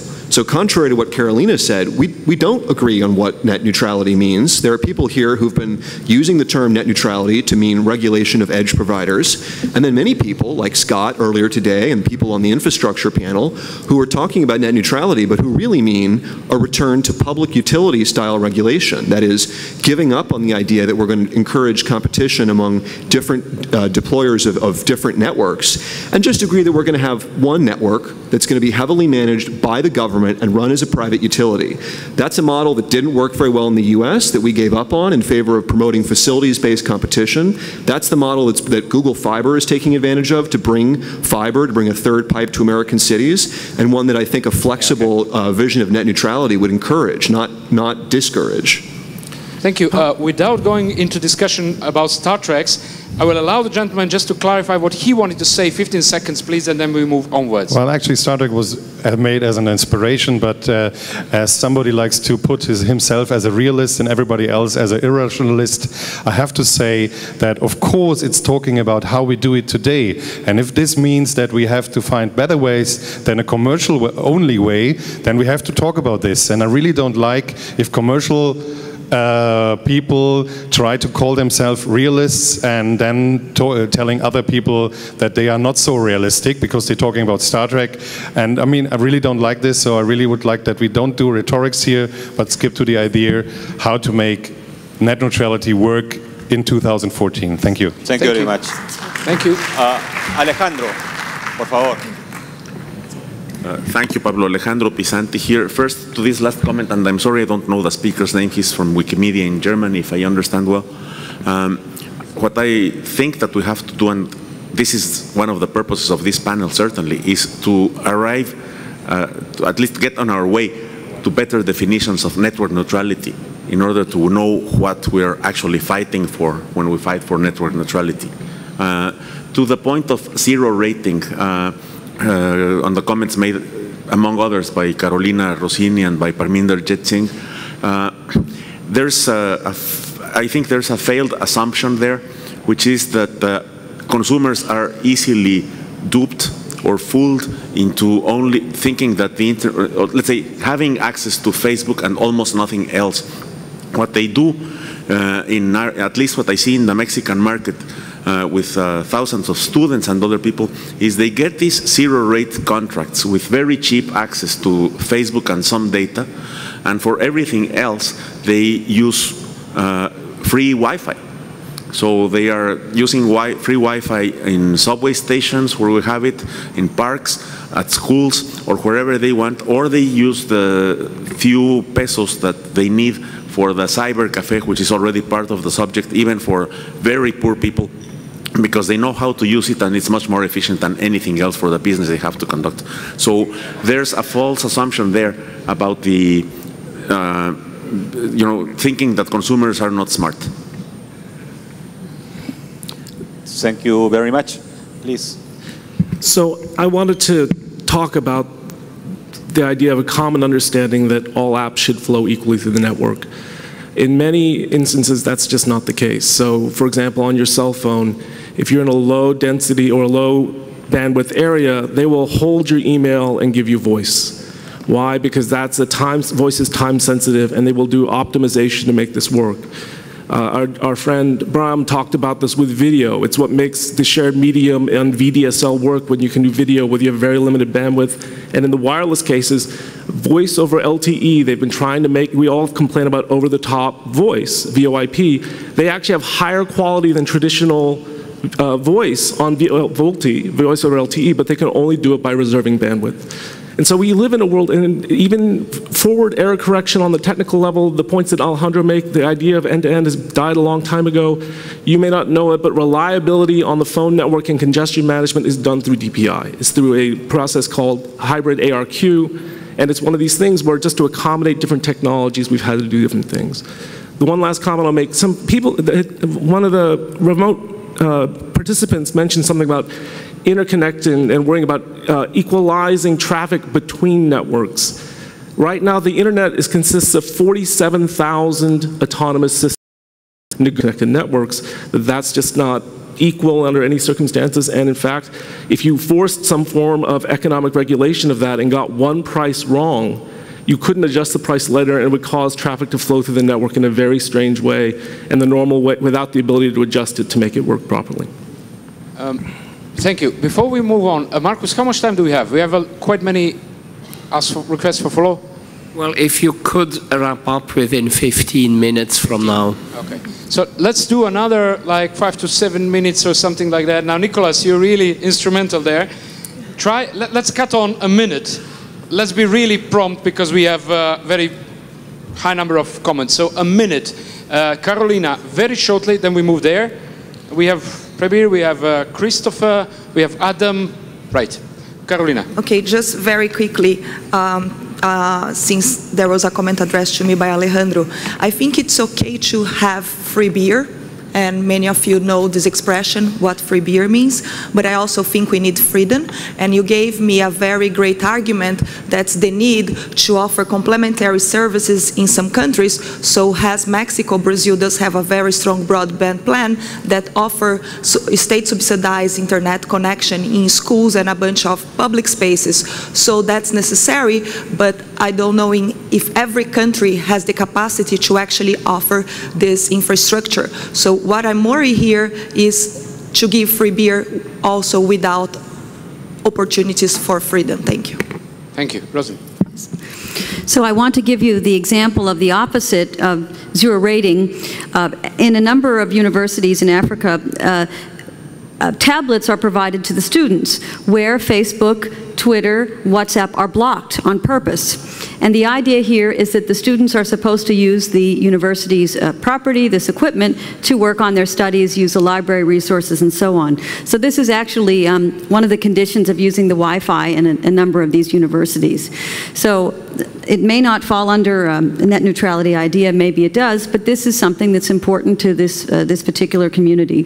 The one other thing just to highlight is we know that human rights and development are intertwined, that we need to have economic development supports human rights and vice versa. We may want to provide free water, and that means we want clean and free water for everyone, but that doesn't mean we necessarily need to fill swimming pools. So all of these things are subject to limitations and what's appropriate in the context. Thank you very much. Adam, please. Thank you. I just wanted to follow up on Parminder's point, and particularly this idea that, you know, Wikipedia might not have existed if we'd allowed the this notion of zero rating to have existed some years ago. I've been doing some work recently with Microsoft Education and looking at how network neutrality is considered in the Asia-Pacific region and some of the emerging economies there. And Rosalind is quite right. You asked the question, and very few have actually heard of network neutrality. But if you start talking about the issues of how you're using these technologies, and particularly over-the-top services, the first reaction of carriers and providers is very much that they, first of all, they wanted to grab some of that revenue as they were losing some of their legacy services, particularly SMS services and voice services. And when that didn't work out particularly well, what they went on to was partnerships with these services. Particularly in the Asia-Pacific, it's worth noting that the over-the-top services are much more sophisticated than the simple WhatsApp type applications. You're seeing streaming, blogging services, Twitter-like services that are integrated, streaming voice, streaming music and so on. But all of these services are only a few years old. It doesn't matter if it's, WhatsApp itself is 2009. WeChat, which has something like 800 million users in China, was created in 2011. There's a service in Vietnam, and Vietnam is a very interesting case study. That has 12 million users, and that originated at the end of 2011. We really are looking at the potential of when an over-the-top provider partners with a carrier, that innovation will be killed, because there will not be an opportunity for the new entrepreneur to get on that platform. They simply will not get the bandwidth. They won't get it within within that sort of monthly either free or reduced cost of the monthly service fee. So I think it's important to mention innovation in this as well. Okay, we have Chris, and then we have Prabir, and then we have Chris Wu. Still want? Okay, Chris. Hi, Chris Stek from Telefonica. We are an operator, so one of these guys who provide connectivity on the internet, and most of our customers, 2/3 are in Latin America and the other third in Europe. I would like to say what we want, because a lot of people say, or we always say what we do not want, but I want to say what we want. We want actually an open internet, and actually we want to give as many people as possible access to that. So we want to connect everyone. So I think this is important, because very often we forget the second point, and as we heard earlier, in a lot of parts of the world, we have no connectivity to the internet, and 2/3 are still not connected, and that's something the IGF, I think, should also speak about, and about what we can do. But now I want to touch on what we ask for. And that's quite easy, actually. We ask for the freedom to innovate as well. We just want that freedom. We believe that what we see today is an internet which is very dynamic, and there will be new models coming up, commercial models, and we just ask for the flexibility to do that. I mean, of course, supervised by skillful regulators like Commissioner Clyburn and others, but just the freedom to do it. There needs to be no prescription, because we are in competitive markets. And the second thing is we want the freedom or the possibility and freedom to manage the networks. And we said that before, but I just want to give you a little example. In the future, when you're sitting in your driverless car, I think you would rather like the information that there's a red light in front of you coming very fast to that car, and maybe even faster than your email. So the idea that everything needs to be treated neutral is just not right. Today, there is no neutral treatment of all information on the internet. It's just a myth. So that does not mean that the end customer experience is worse, on the contrary. So these are the two things we ask for. We want the open internet, we want to give access, but give us the freedom to innovate and give us the freedom to manage networks for the sake of end customers. Thank you. Thank you very much, Christoph. Please. Well, I would start with the opposite, that actually we would not have had telecom in remote areas if we had not regulated the telecom companies and forced universal service obligations. So in fact, the history of telecom is really quite different. I would also suggest that we talk about net neutrality. The implementation is a different issue from the principle itself. Implementation can be in various ways, but the principle, and that it should be non-discriminatory, is something which is the first part of net neutrality, which will be common across across various countries and various domains. So I think that is something we have to build into the architecture of the internet itself. Does not mean, therefore, you do not do simple, commonsensical things and let the cars crash if you have driverless cars. Whether you should have them or not is a different issue. Third point I would like to make, and it's a very strong argument that I would give, is that let's not talk about priority of rights. If we look at that, the internet is not a felt right. People will say, I need food, I need water, and so on. So I think we have to agree that let's not contrast the right A against right B. They're all rights that we have to protect. How you protect them is really the issue. Let's not talk about net neutrality versus some other rights and see this as a conflict. They're all rights which have to be met. How we meet them, how we do that is something that we have to really architecture. Thank you. Markus, timing? Yes, I think we risk running out of time. Maybe can we have a show of hands to see how many people would like to speak? One, two, three. Can we do a tweet? But that really means a tweet. 140 characters. Are you able to do that? Let's do it. We start there, we go there. Including white spaces, everything, and hashtag. Just Larry Downs, Georgetown University. This is an economic... Okay. Yes? Closer. This is an economic panel. So we had a feeder session on infrastructure, and we didn't really acknowledge that we didn't really have a good economic discussion about that. I just wanted to ask Professor Yu if he could talk about the research on the impact of regulation on infrastructure investments. So the ITU studies talk about regulation. It is theoretically ambiguous. You need data. The EU has done a mapping study that provides, and the US has done mapping studies, and it's available at greater length, but the regression analysis shows that infrastructure sharing, in the early stages when you had a monopoly and you weren't upgrading it, maybe it was a defensible policy. Ladder of investment works getting you all the way up to unbundling, but not to full facilities-based competition. But when you're really building out new networks, and we're talking about 25 megabit networks now, infrastructure sharing tends to deter investment because of problems of not getting return, but also if you invest in 10 neighborhoods and you know 5 are going to work out, the problem is if you have to share, you'll get competition in the 5 that are profitable and take all the losses in the 5 that aren't. Whereas if you have all 10 and you don't have to do it, everyone has to take the risk equally with all 10 if they're going to get it. Okay, thank you. So we have 2 more tweets. One tweet. Okay. And the other one, and that's it. Here's my tweet. Is hashtag network neutrality enough? Is it sufficient to guarantee consumer protection, free competition or fair competition, and innovation? Because in other fields we use regulation for this purpose. We have health inspectors checking restaurants. We have competition law. We have cosmetics companies applying for permits to sell their products. So why don't we talk about regulation in this space? Hashtag regulation. And I'm at Per Strömbeck on Twitter. Just a point of clarification to my friend over here. In India, the USO fund did squat for penetration of the rural marketplace. It was done 100% by the private operators without the use of USO funds. Thank you. Okay, one last here, and we're done. And then we summarize and we give it over. So it sounds that in the end it is sort of a branding question. What is open internet? What can be sold as an open internet?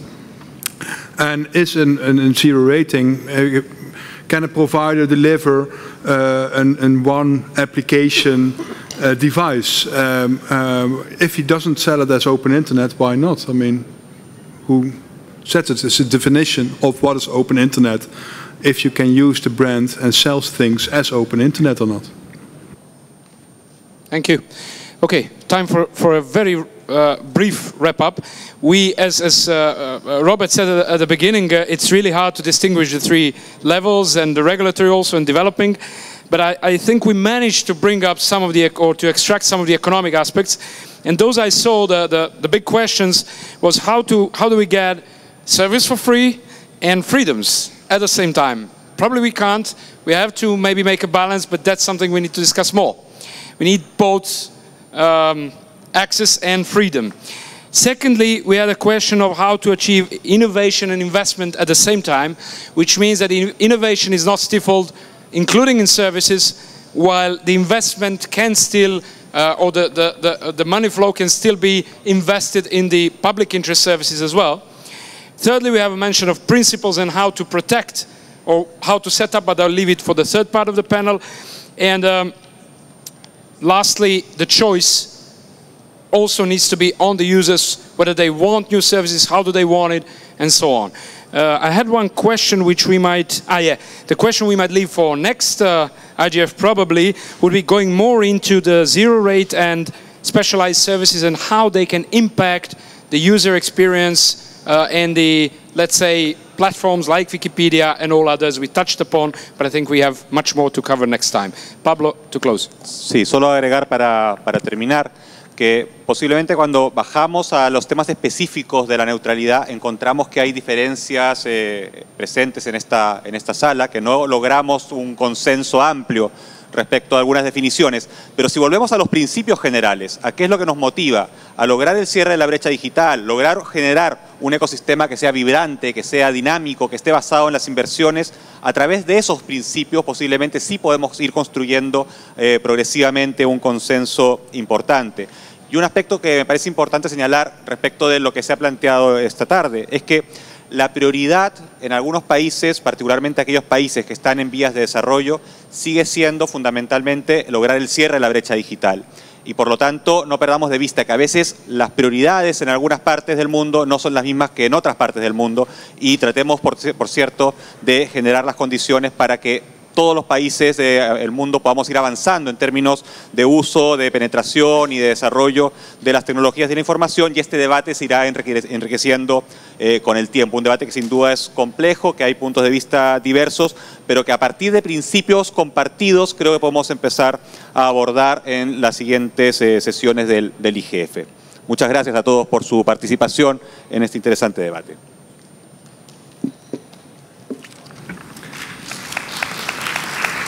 Thank you very much, both to you, Vlada and Pablo. And we now move to the last segment, that is end-user social and human rights perspectives. And we have as discussion leaders Carolina Rossini. She is Vice President for International Policy at Public Knowledge. We have, based in Washington, D.C., but originally from Brazil. We have Rajan Matthews, Director General of the Cellular Operators Association of India, and we have Elvana Tachi, Administrator in the Directorate General on Human Rights and Rule of Law of the Council of Europe in Strasbourg. Yes. And we have discussants, as we had in the previous session. One of them is Luca Belli, also from the Council of Europe, and he's an academic at the University of Paris, and he also represents the Dynamic Coalition on Network Neutrality. We have Dominik Lasansky.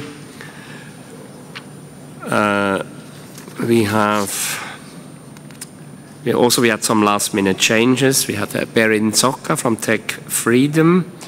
And for the development perspectives, you have Ephraim Kenyanito from Access. And oh, I forgot to say, please lift your hands when I mention your name so that people know who you are. Is Claudio Ruiz, did he make it in the end? Is he in the room? He's mediating the copyright panel. So Flavia from Brazil. Okay, he's okay. And that I was just going to announce her. And then we have Flavia Lefebvre Guimarães from Brazil. She is an expert on net neutrality at the CGI, the Internet Steering Committee of Brazil. Okay, with that, can I hand over to you, please? Is Elvana not moderating? Thank you, Marcus. Oh, you're doing it from here. there. Okay, yes. Okay, yes. Thank you, Marcus, and thanks for to the discussant in the previous segments, which made the transition to our segment really easier. So I'll just introduce a little bit the protocol, how we think we'll organize this session, and then we will proceed with the discussions. We are three discussion leaders. We will make very short introductory remarks, statements, and then we will invite our discussants and respondents to participate in the discussion. Hopefully we'll have a 20 minutes time for participation from the room. So first, just to introduce myself, I work for the Council of Europe, which is an intergovernmental organization in Europe.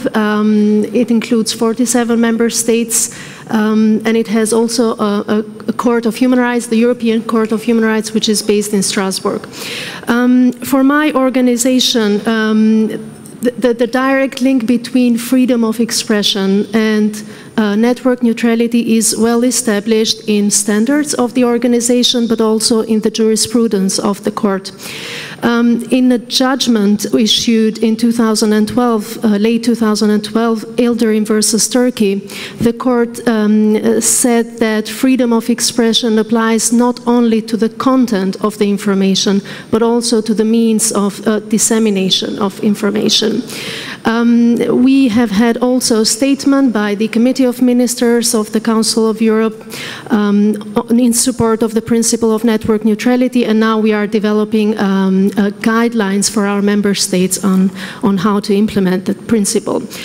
The points I would like to suggest for this discussion essentially relate to diversity and pluralism of information on the internet.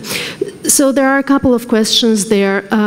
How to manage networks and how does network management affect users' rights to access information of their choice? How to inform users about the impact of traffic management on their right to access information, and how can they challenge a decision about traffic management that they think has interfered with their rights?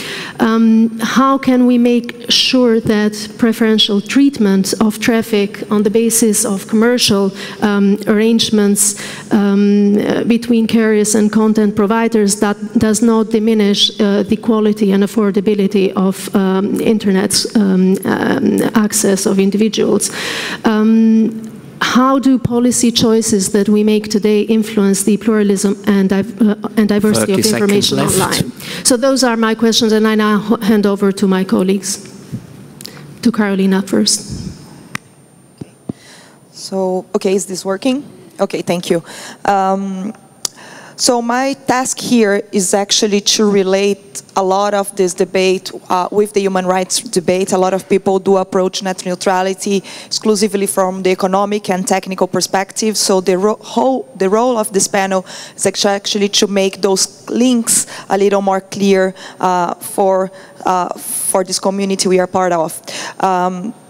So human rights, as you all know, often emerge from the struggle in social process at all levels. And when I say at all levels, if you transport that to the internet, we are talking about all the layers of the internet.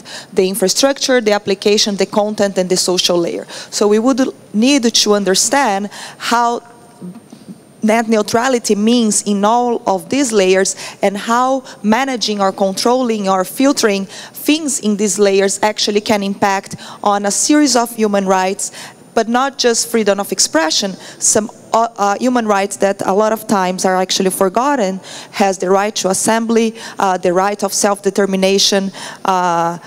One thing that has an extremely important economical impact, and that the US uses also in its international trade negotiations, such as free flow of information and so on. But it's, of course, in the market, the big question is what drives investment? And what drives investment is demand. So how can we see human rights an issue of demand, right? So if you think about freedom of expression and free flow and all those things, you can think about what was said here before on permissionless innovation.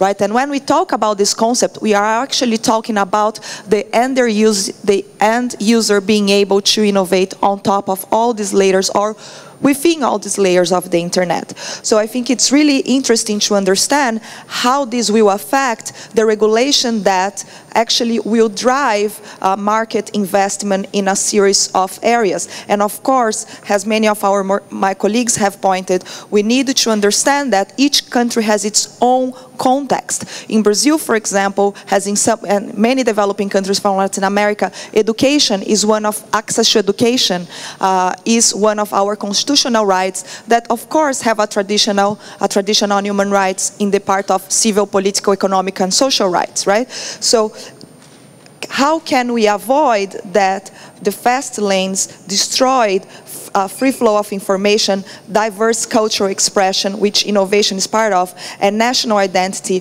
which also increases, which also could increase the wealth, racial, and gender gap. So I just want to give this broad view on how things relate, and I'm happy to talk deeper with anybody who wants, but that's my intervention. Hello, and thank you. With regard to net neutrality, I'm speaking principally as the representative of private operators in India. And the term net neutrality is an interesting term. It's like motherhood and apple pie. We all seem to agree that it's necessary, but we can't agree on the definition. With regard to the context of India, I think the challenge that we face is not about net neutrality. It's simply about connectivity to the net, and that is where the significant challenge for us lies. And let me just contextualize what that challenge implies. First of all, we'd love to be able to give to everybody a place at the table and then tell them that they have access to a wide buffet of services. Our challenge at this particular point is to make sure that everybody has a place at the table and to be able to give them clean water and food. And that's the principal challenge in terms of the connectivity issue and the right. And when we look at India in terms of what is the challenge, please understand that we are single-threaded in terms of the network. That means that mobility is the principal network that just about all of the internet and broadband services will ride. It's only 7% of the total population that has access through landline infrastructure. So all of that is going to have to ride. Now in India, we face the added challenge of scarce spectrum. We have on average 12 to 15 megahertz of spectrum compared with global metrics of 50 to 100 megahertz of spectrum. That means we have to learn to service 1.2 billion people off of 15 megahertz of spectrum, which is a big challenge. In addition to that, the government now auctions all of the spectrum, which means that all of the networks, which are private networks, 85% of the networks in India are private. All right, all of the funding, which is about 250 billion US dollars, is going to have to come from private sources. So the issue and the challenge is the scarce resources, the significant amounts of investment that have to be made in India that has to be taken into account when we start talking about just the whole notion of accessibility. When we look today in India, what we are facing is the whole migration from voice-oriented networks to data-oriented networks, because that's where operators see the whole nexus of the market going. So in that particular migration, again, a significant amount of resources are being asked for. When we talk about the internet and when we talk about access, what we find is that operators are having to double every year investments in network as a result of access to the internet, principally as a result of demand for video services. And this is causing investors to, in addition, have to raise significant amounts of money to just keep up with the demand that comes from aggregating and adding people onto the internet. This is a priority, though. The government of India says that we have to penetrate up to the rural areas. 1 billion people today have no connection to the internet, and that has to be fixed. That is the fundamental right that we are dealing with, not just the question of what is net neutrality, whatever the agreement may be. Two other points that I'd like to quickly make is the fact that when we look at our services, when you look at 3G, 4G... You're running out of time. We have already... Okay, just with regard to those two services, we have to manage the network. Grey market handsets are another problem in India, which we have to manage very carefully on our networks. Thank you. Sure, so now we're going to pass through the mediated discussion, and I would like to ask some of the discussants to start the first discussant. Yeah, perhaps Luca wants to start. Good morning, Luca Belli. I think it's quite ambitious to try to define what is reasonable or acceptable traffic management. I think it's much more realistic to define what is unreasonable and unacceptable traffic management. Indeed, there are some traffic management techniques that have the potential to jeopardize the full enjoyment of end users' human rights, and those techniques, to me, should be considered as inappropriate and should be regulated. Blocking legal application or services is an interference with end users' freedom to impart and receive information. Using intrusive techniques such as deep packet inspection to manage traffic can have serious consequences on the privacy of end users' communications, and throttling or prioritizing specific applications or services does not only affect end users' freedom of choice, it also affects end users' capability to freely form their own opinion. So these kind of techniques are not worst case scenarios, are techniques that are applied on a daily basis by a variety of ISPs, even in very competitive markets.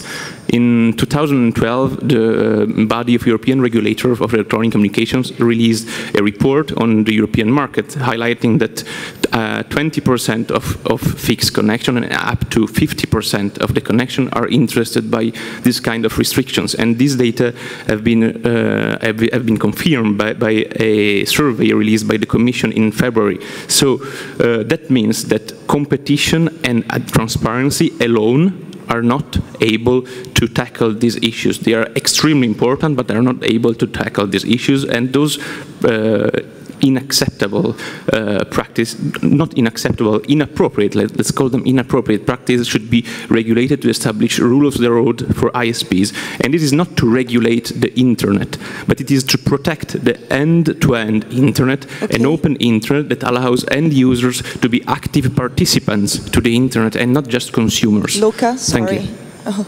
Just to be able to move forward, since we have a short time, I would like to pass the word to Dominique Lazansky, but point something really interesting that's emerging through the sessions, which is the concept of what is reasonable and what's unreasonable. And I want to call our attention back to what the Commissioner said, that this will be defined based on what public interest means for that society in a certain moment of time. So let's not try to define it here, because it may vary by time and by place. So Dominique. Thank you. I'm from the GSMA, the Mobile Phone Trade Association. We represent over 800 operators worldwide and over 250 mobile ecosystem players as well. So we're well placed to have a look at what's happening internationally. And I realize a lot of the focus has been on the US and the UK today throughout all the sessions. So hopefully I can provide a little bit of different perspectives.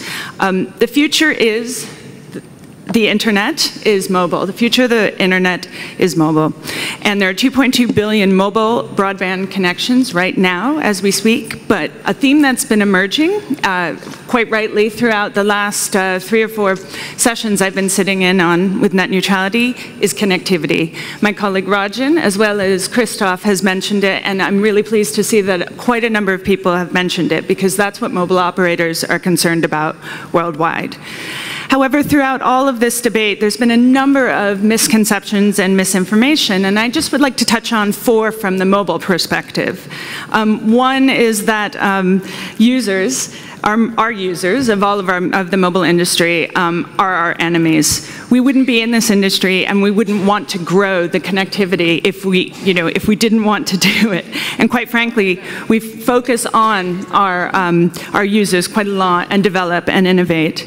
The other question, the other issue is that mobile operators are cash cows. Rajan, spoke to this. In the next 7 years, the entire worldwide mobile industry will be investing $1.7 trillion. Vodafone alone is investing £7 billion by 2016. And that's 50% above what they had planned to invest originally. And I'm sure many others can talk about that as well. 30 seconds. Okay. And two other things I wanted to say is that all networks are not the same, and it's an issue that I'd like to bring up later as well. Spectrum is our choke point, and it is a scarce resource, and that brings us finally to traffic management. Traffic management is not bad, but needed, absolutely needed, and we are legally responsible in many cases and bound to the quality of service issues. And so that's where I'm going to leave it, and hopefully we can talk about it a bit more. Thank you. All right, we now go over to Bernd Zauke. Bernd, if you would. Thanks. We've heard a lot about consensus today. Let me suggest what an actual consensus would look like. It's not around the words net neutrality. It's about, number one, there are real harms to consumers that we might see here, and government needs tools to deal with those. Number two, we should be focused on promoting broadband and adoption and deployment at the same time. Number three, we need to be focused on promoting innovation at all levels. So let me take those in turn. So first of all, as several people have made clear today, access is a core goal here. It's a core goal both in the developed world, where there are still many people who are not online, and across the developing world, where the fundamental question is how you build out the infrastructure. Our infrastructure panel today didn't cover that at all, unfortunately, but I think it's pretty clear from our discussion on the zero rating panel that what we need is flexibility for companies to do things that market to help get people online who are not yet online, and to build the scale that's needed to promote broadband networks. I would suggest, which we didn't get to discuss at all, that there's a larger conversation to be had about how government can get out of the way of broadband deployment, can build smarter infrastructure that can lower the cost of broadband deployment, and can avoid returning to regulatory paradigms that discourage investment. And that would be my second point, that much of the conversation today that you've heard is not actually about net neutrality. It's about returning to tried and failed paradigms of regulation. The paradigms of public utility regulation are essentially anti-competitive paradigms that presume you have a single network that give up on encouraging competition among networks. My third point would be that we need to focus on promoting innovation at all levels of the network. There's good evidence in the US that, in fact, far from discouraging startups, that sponsored data plans can actually give new companies a leg up by giving them equal marketing stature with better established companies. And to conclude, I would suggest that in terms of regulation, government needs tools, but it also needs an appropriate degree of humility. And I would just applaud Commissioner Clyburn and what she said today about how government doesn't know what all the future will look like, needs to be careful about how it regulates, and needs to focus on policing against real harms. And that should start with applying existing competition law and consumer protection law. And if we're going to craft special regulations for net neutrality concerns, they should be tailored carefully to real harms. They should be focused on transparency and blocking. Sorry, you extended a little bit. Thank you so much. So now moving forward to the development countries perspective, I'm gonna excuse myself, Flavia. Instead of starting with Brazil, folks already heard a little bit about that. I would like to call Ephraim from Access in Africa. Hi everyone, I'm Ephraim from Access, and I work from Eldoret, Kenya, which is a rural town away from Nairobi. And first, I'd like to point out that these big telcos and ISPs do not know what the users feel like about connectivity, and they should not determine that a user should access this or this service and not this other service. So that brings me to zero rating. First, my issue with zero rating will be competition.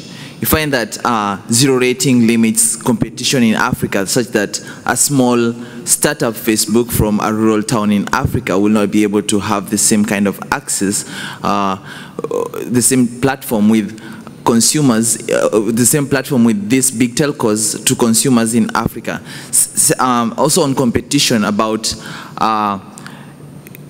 the telcos, you find that this big Facebook, Google, they provide, yes, free services, but then they say it is to ensure that people have knowledge, but then for you to click on the links outside Facebook, you have to pay money. There's a research by VentureBeat which shows that zero rating plans have increased data cost and phone phone sales, such that in the end it's still more expensive. We find households spending 25% of its income on data just as a result of this. It's some new research. And second is about access to knowledge, culture, and linguistic diversity. You find with this kind of plans, it limits free content from developing countries. Not only, I'm not speaking only about Africa, but also other developing countries in Latin America and Southeast Asia. Then about normalization, that's my third point. With this kind of plans, you find that you have this kind of discrimination, it becomes normalized, such that in Africa recently, on August 11th, the South African ISP Association issued a letter telling the government that network neutrality is an issue in Africa and we should not discuss about it. But then at the end of the press release, there is a sentence there that if a consumer or a content provider would like to provide prioritized service, they should not be barred from doing that by paying for it. Then to conclude, I'd like to add that we think about this issue about net neutrality in the long term, especially in the developing countries. We engage with the global south so that we can limit the global digital divide, because if zero rating is just a short-term fix, and if you look at it in the long term, it has potential effects to increase the global digital divide. Thank you. Thank you very much. Now, please, Flavia Lefevre from Proteste and CGI Brazil. She's the civil society elected representative to CGI. Good afternoon. I'm going to cover briefly the issues that threat the rights to the universal access to internet are suffering, using Brazil like example. Despite the fact that in Brazil there are some legal instruments that assure a regulatory treatment for the service of the internet access as a universal right, in other words, that should be available to every citizen with equality, regardless their social classes, there are still serious issues to be overcome in order to achieve the democratization and the digital inclusion. We have federal constitution, a general federal law of telecommunication, and also the decree 7175 from 2010 that has established the national plane of broadband. And now we have the Marco Civil da Internet, enacted this year in April, that has stated that the access to internet is essential for the exercise of the citizenship. Also assuring a series of important rights to the internet users, especially the ones that verse about privacy, freedom of expression, and right of information. Marco Civil makes neutrality a rule and empowers the multi-stakeholders community to discuss eventual exceptions to neutrality. We have also the crucial document, which is a result of the Net Mundial, that makes clear the public character of the internet access and its relation with human rights. However, although the basic of the internet access is institutionalized in Brazil, the federal government resists adopting regulatory postures to guarantee the following arrangements. Inclusion of the broadband internet in the public regime. It would allow the release of billionaire public funds to subsidize the deployment of infrastructure in regions and locations that don't necessarily attract the interests of private corporation, viewing the relationship between the necessity of big investments and the low economic capacity of the citizens. There is an upcoming battle now. Time is up. Can you wrap up kindly? The last words, please. Aiming the regulation of fundamental rights contained in the Marco Civil da Internet, mailing about the exceptions of the neutrality principle, which is fundamental to ensure freedom of expression, access to information and private. It's important to consider that neutrality is as a principle and as a right. Thank you. Thank you, Flavia. So now we would like to open for comments from the discussants also around the table and in the audience. So if you want to please raise your hands. Okay, I'm going to start here because he has not spoken before, and then I go there. Just another very brief comment, Christoph Steck from Telefonica.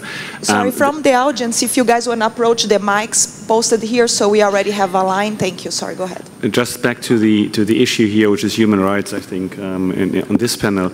Again, I would like to see, I would like to explain that there is, of course, from a private business perspective, no interest in blocking any kind of expression and to go against freedom of expression of our customers. Sometimes I feel that people feel that this is like something we would like to do. We don't like to do that. I mean, these are our customers. We try to keep them in competitive markets, and we do not want to block them from saying what they want to say. So this is not true. And I would like to see or ask if there are cases where private companies have blocked freedom of expression anywhere. I think this is something coming rather from government side than from the private sector. So maybe someone can comment on that, because I'm getting more and more confused here.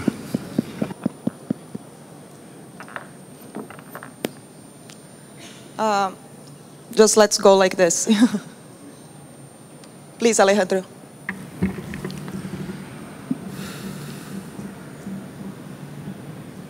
Yes, Alejandro? Thank you, Carolina.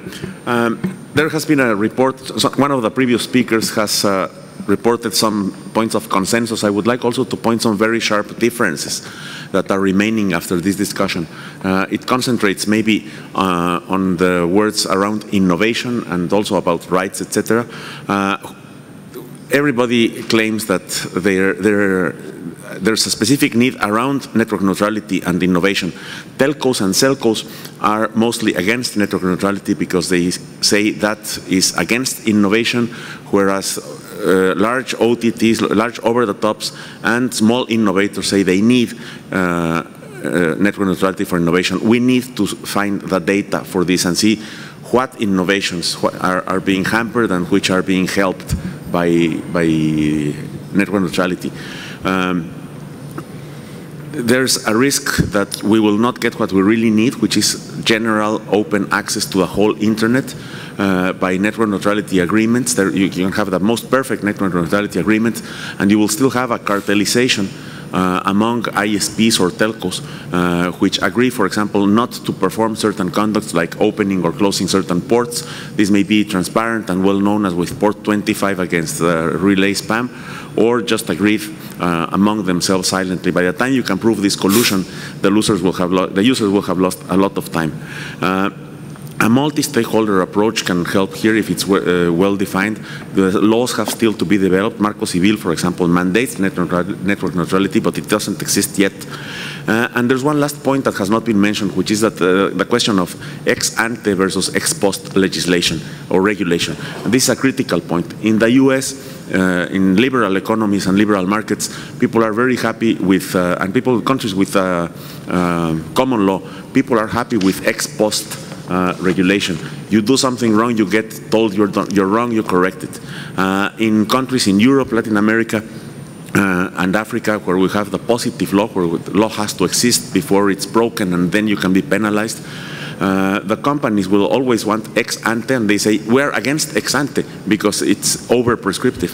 But then when they do something against network neutrality or competition, and you try to get them regulated, fined or changing conduct, what you get is they will say, I have not broken the law, you're trying to apply the law retroactively, and you are stuck in a catch-22 kind of situation. Thank you. Adrian, you have a comment? Go ahead. Yes, going straight to that. Sorry, it's Adam Peake. About innovation, I think this idea of whether network neutrality is for or against or impacts innovation, there's been a recent investment by a major European telco in $10 billion buyout of a Brazilian carrier. So they've just invested in bought out a carrier for $10 billion, which is now under one of the strictest network neutrality regimes in the world, the Marco Civil, which we've heard about, and is quite an interesting thing. It does point to the fact that if you're willing to invest a large amount of money, then perhaps network neutrality is not going to put you off too much. I understand that the 2010 FCC order is still in place. I think that's the case. Communications investment in the US has been going up since 2010, and we've been seeing, not the most favorable economic environment. So again, the rules are in place, yet telcos and communications companies are investing. Looking at the financial returns of Comcast and Verizon's and AT&T, these are extremely profitable companies, and their comments to investor relations calls and so on mention specifically the broadband aspects of their portfolios as driving growth. So I don't think that's not evidence, but I think it starts to show that perhaps we shouldn't be dismissing network neutrality as being anti-innovation and anti-investment. Thanks. So I wanted to echo something that Alejandro was saying, which is that one of the amazing things is how much bandwidth we've been able to wring out of the old twisted pair of copper. And the idea that we're getting more and more innovation out of that with VDSL and pair bonding and vectoring, and now G.fast promising 200 to 500 megabits under frequent circumstances, and under ideal you can get a gig.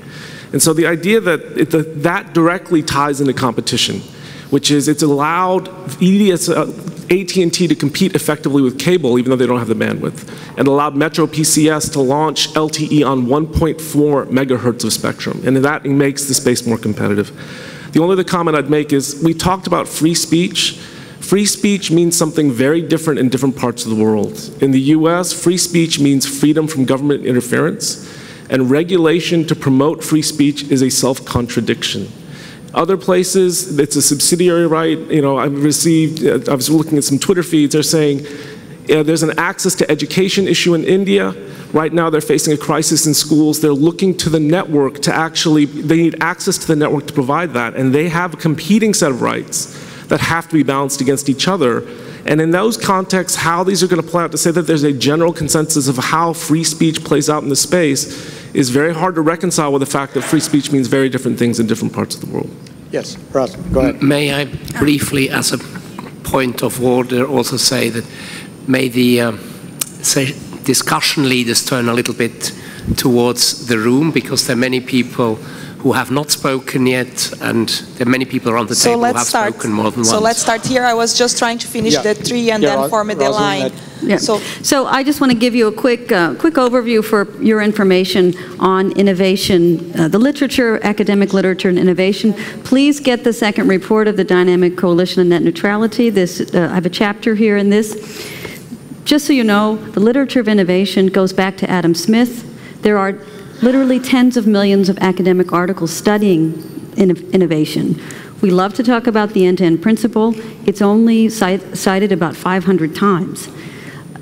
There are things like the theory of complementary assets and the diffusion of innovation theory, which are literally cited tens of thousands of times more. So what's important when we talk about these things, we shouldn't get caught in the false choice that net neutrality is about innovation on the application layer versus the network layer. These things go hand in hand. In here in our case study in Africa, we're looking at lots of projects where there may be a health application where we need to put a certain application on the device that is going to help deploy AIDS management in certain countries. Or we have intelligent transportation systems that require us to calibrate the networks in a certain way. It's not neutral, but it is accomplishing the goal that's very important to facilitate the commerce of the transportation of that region. So I'd just like to invite you to look at the literature of innovation. It's quite diverse. It's quite helpful to understand some of these things. It's not black and white.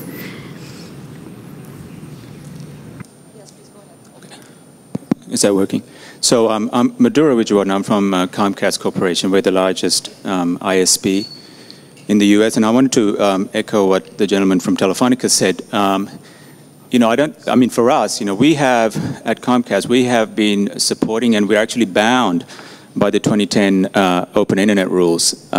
We are entered into an agreement with the FCC as part of the NBCU transaction. So, there's some sense sometimes, and promoted by certain people, that that there is some huge fight going on in the U.S. I think most, at least I can only speak for Comcast, that we're in favor of open internet and in favor of specific enforceable rules like the ones from the 2010 order, because we say that because we think that the 2010 open internet rules actually achieved a balance between very, very competing goals, and that's a very difficult thing for a regulator to do, because they have to compete, they have to balance competing goals, and those are human rights issues of open internet, about jobs, especially for minority communities who are suffering from jobs, which means investment needs to be considered.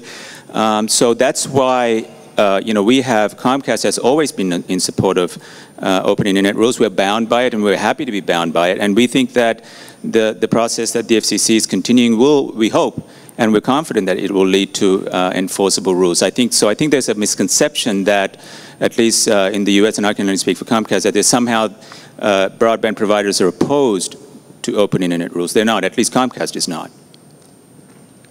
Thank you for your comment. No, we have a line here and then here, but just one clarification, and I think that's what Flávia said really well about Brazil. You have the boilerplate that's net neutrality, and then you have the exceptions about that. And one of the exceptions we are thinking are emergency services and telemedicine, right? So one thing does not exclude others, but we needed to understand what's the rule and what's the exception. Can you introduce yourself and then? Hi. Thanks, Carolina. That's exactly my point. My name is Diego Canabarro, and I work for the Executive Secretariat of the Internet Steering Committee in Brazil, CGIBR. And that's not the first time that I hear in one of the sessions in this IGF that Brazil does not have net neutrality as a rule. But I would invite you all to read the English version, or even any sort of translation that you have of Marco Civil. Marco Civil, net neutrality is a rule. There are very specific prohibitions of discriminations related to the five points, which are origin, access, destination, service, application, etc., etc. Blocking and content filtering is absolutely forbidden.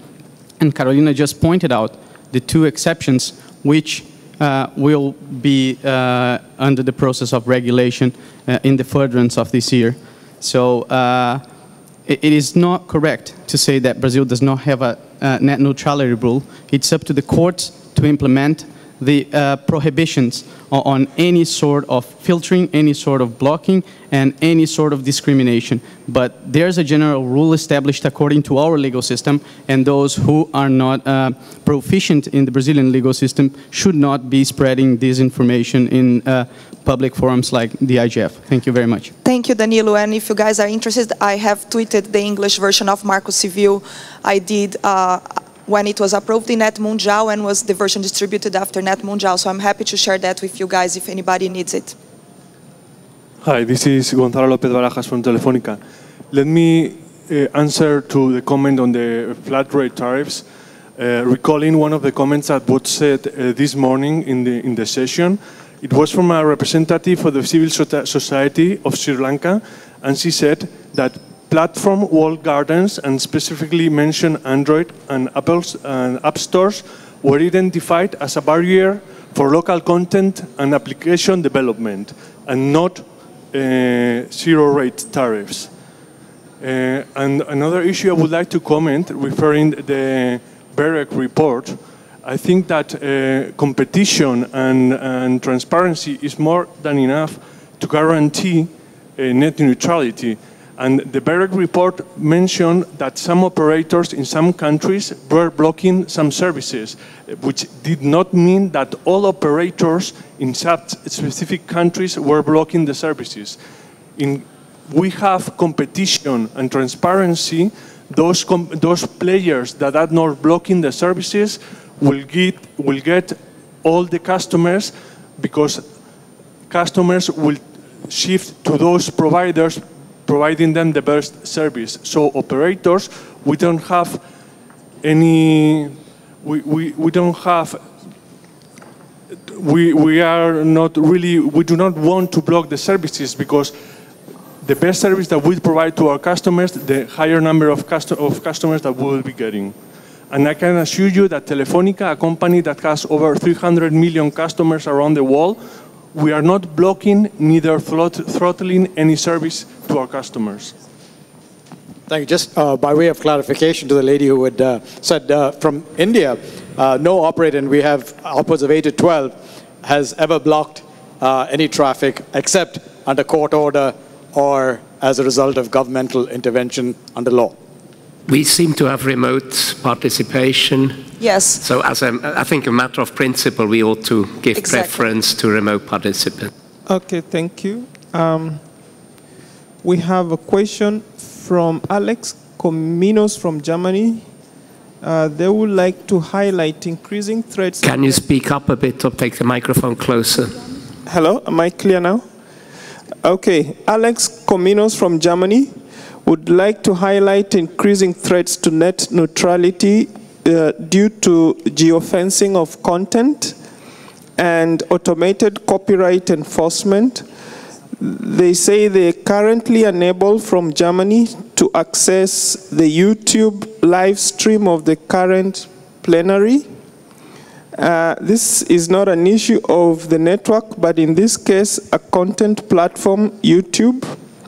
It does, however, highlight the risks to freedom of speech, access to information, and neutrality of the network posed by automated copyright enforcement. They say they would also like to thank the host country for the excellent quality live stream and highlight the problem is not with WebEx or the IGF live stream. Thank you. Hey.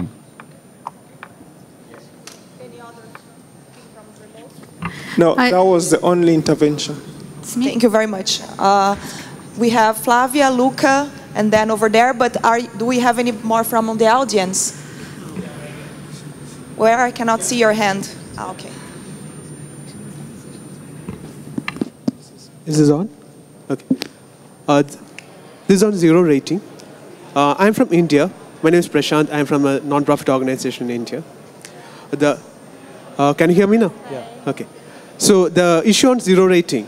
If you look at India, more than 90% of people access the internet through mobile devices. And of course, I mean, providing something like zero rating is good if you look at it that way from the point of access. But the excuse given for access, providing access to zero rating, I mean, I would say, in India, government now gives a lot of services on the internet. It would be really good if people could access these services, the government services, financial services on the internet when compared to Facebook. Facebook is not that important for a poor person. It's essentially government services, financial services which are important. So the priorities have to shift. Thank you. Thank you. I just want to point that that discussion is exactly the same. Again, may we seem to be running out of time. We have lots of people who would like to speak. And we said when preparing the session, we would also, at the end, would like to look at what role the IGF plays in this discussion. This was one of the questions that were made by the community. So I would suggest then again, go to the tweet format and ask for very, very short. How long do we have? Well, maybe we can go a little bit into overtime, so if you could wrap up the substantive part of the session within 10-15 minutes, and then have a brief discussion also to this question, what is the role of the IGF in this discussion? Sure, maybe I think 3 or 4 interventions is the give most. 1 minute each, and then we get there. Flavia, please, and then Luca. The representative of Telefónica said that the companies don't want disrespect the human rights. But in Brazil, the model of the business model of the companies result in internet can become fragmented and discriminatory, ignoring the rights of the poorest citizens. Yeah? Okay. Can you hear me? Okay. My name is Bishaka Datta. I live in Mumbai, India, and I want to speak in two capacities. One is I'm a member of the Board of Trustees of the Wikimedia Foundation, which hosts Wikipedia. In that context, I'd like to say that for us, what is extremely important is, of course, access to knowledge, which is why we do enter zero rating agreements with operators where we pay nothing, right? What I want to actually do is flip the whole discussion a little bit and talk from a slightly different perspective. Because I feel like when we talk about access for people who are poor, or people who don't have the means to pay for data plans, and we have many millions, hundreds of millions of people like that in India, we tend to think of their access as a very limited form of access. We tend to think that unlike us, they don't need access to the full internet, right? That they should not enjoy social media, that they should do sort of things which are more educational or informational. I just want to say that that's, according to me, a problem. I think when we think of access, we need to think of it much more broadly for everyone. Thank you. Let's just go for the panelists and then for the audience, kind of ping pong. Go, Luca. Thank you. So I just wanted to clarify and reiterate that what I was quoting before from the BEREC report is a percentage of 20%. Not, I wasn't arguing that all ISPs throttle or block in Europe. That is not what I said. I said that 20% of fixed connection and up to 50% are a victim of this traffic management. And I'm very happy that Telefonica is not part of this. And then I'd like to build on Christopher's comment on free speech. Obviously, free speech and freedom of information differs from one country to another, but there are international agreed standards. The International Covenant on Civil and Political Rights defines freedom of expression as the right to seek, impart, and receive information. This is not an absolute right. There are some exceptions and some restrictions that have to be necessary, proportionate, and pursue a legitimate aim. And that means that also net neutrality, it is not an absolute principle. There are restrictions. Just a second, we have a line. So it's audience and remote participant, but actually after that, we need to wrap up for the reporting and then back to Marcos. So I'm sorry. Do tweet your opinion. 140. Hi, my name is Alexander Castro. I'm representing the major telecom operators in Brazil, mobile and fixed operators. And here I would like to say that we had a long discussion of net neutrality in Brazil during 3-4 years. During the whole this time, the problem the operators support every time the concept of net neutrality. But the problem is that we have different kind of definitions with different ranges of this kind of definition. But finally, we reach a final decision. And in Brazil, they decide to treat all the packages as the same. So we have to deserve the same treatment for the whole packages. And we are now currently obeying this net neutrality definition. And we believe that the net neutrality definition in Brazil makes it possible the operators offer zero-rate programs, such as, for instance, reverse tariffs. And I'd like to say that in Brazil, our word was about the monitoring of the traffic, of the internet traffic. And we believe that we had a successful agreement with the government, and we believe that we are free to monitoring the necessary traffic in Brazil. Thank you. Okay, so back to our colleague lead discussant for the session reporting, and then back to Marcos. Thank you. Carolina, do we have just one more minute for the gentleman? He needs to make a statement. There are a lot of other people wanting to speak, and I cut them, so I think we should go directly to the report. We cannot open for everybody again, sorry. Okay, thanks.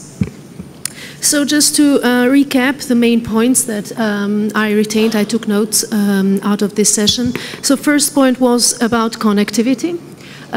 So there is, connectivity is basically the principal objective and concern for operators, and that includes promoting broadband and investment in networks. There is a convergence of views, I think, in the room that there is no intent or no specific interest by operators to block content on the internet.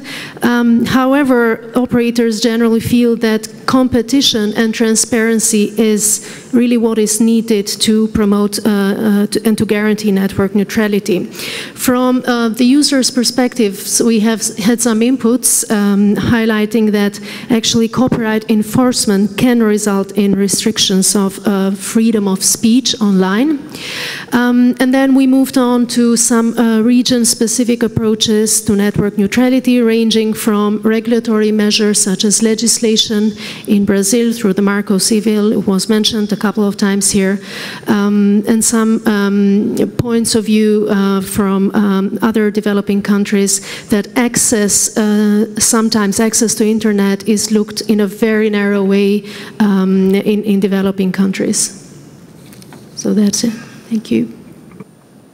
Well, thank you very much, and thank our discussion leaders. Now there is the one question that was relating to the role of the IGF, and there were actually 3 policy questions sent to the IGF Secretariat when they issued a call for input.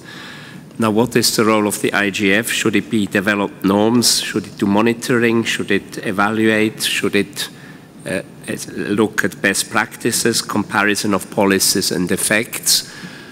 We have, of course, a dynamic coalition on net neutrality, but this is in a way a little bit, I would say, a systemic problem of the IGF. The dynamic coalitions, they got started. It was right at the beginning. People said, let's see how they evolve. But the IGF never actually found a proper framework that established a mechanism for the dynamic coalitions to validate their findings by the broader community. But at the same time, I do feel there's obviously a strong interest in these issues. The room was, I think, fairly full, and the discussion clearly was very rich, and there were still many who wanted to contribute to the discussion, and we did not just simply run out of time. So I would like to turn to Luca, who is very closely involved, if not running, the dynamic coalition on net neutrality. How do you see the role of the IGF? Yes, thank you. Well, just to clarify in a couple of words, why the dynamic coalition has been created and what was the role of the dynamic coalition. As any dynamic coalition, it has been created to discuss a specific issue, to grant a multi-stakeholder platform for debate and potential actions. The 3 basic tasks were indeed to discuss net neutrality, to elaborate an annual report. We have already elaborated 2 annual reports that we present every year at our meeting, and then to elaborate a model framework on net neutrality. This task was initially stimulated by the Council of Europe, that with the Declaration on Net Neutrality suggested the interest of exploring the elaboration of a model framework. And the dynamic coalition tried to do a sort of techno-juridical experiment, trying to shape a policy framework, a policy blueprint through a multi-stakeholder approach, trying to reproduce the modus operandi of the IETF working groups, so interacting basically online and producing a common standard, a common juridical standard that can be used as a model and can be adopted, or some fragment can be adopted if they are deemed efficient. If they are not deemed efficient, they will not be adopted. So I think, to me, this is an interesting experiment, and it has to be taken into consideration because it shows that some kind of multi-stakeholder cooperation that produce concrete outcomes, it's possible. It is not perfect. There is a lot of room for improvement, but it shows that it is possible. So I think that the IGF and MAG should take into consideration dynamic coalitions as tools to develop in an open, transparent, multi-stakeholder fashion, eventually some policy blueprints that could be used for their efficiency. Thank you for that, and maybe for the broader audience, we had this discussion online a bit when preparing this session, and Luca referred to the IETF model, and we as Internet Society had actually proposed seeking inspiration from the Internet Engineering Task Force, and we had then proposed best practices, and these are taking place now at this IGF. But to go back to the dynamic coalitions, in the IETF there's a clearly established process. You start an idea as a bird of a feather, and then it has to be approved by the Internet Architecture Board, and the Internet Architecture Board also approves the charter of the working group, and the result gets then again approved by the broader community with possibilities for making input. And this is something we have not been able to establish or never looked at it in the IGF context. This session will not decide on that, but I think it's worthwhile maybe spending a few minutes discussing, and I would like to listen what other people have to say. And I see Robert Pepper is asking, and Vlada is asking for the floor. Please.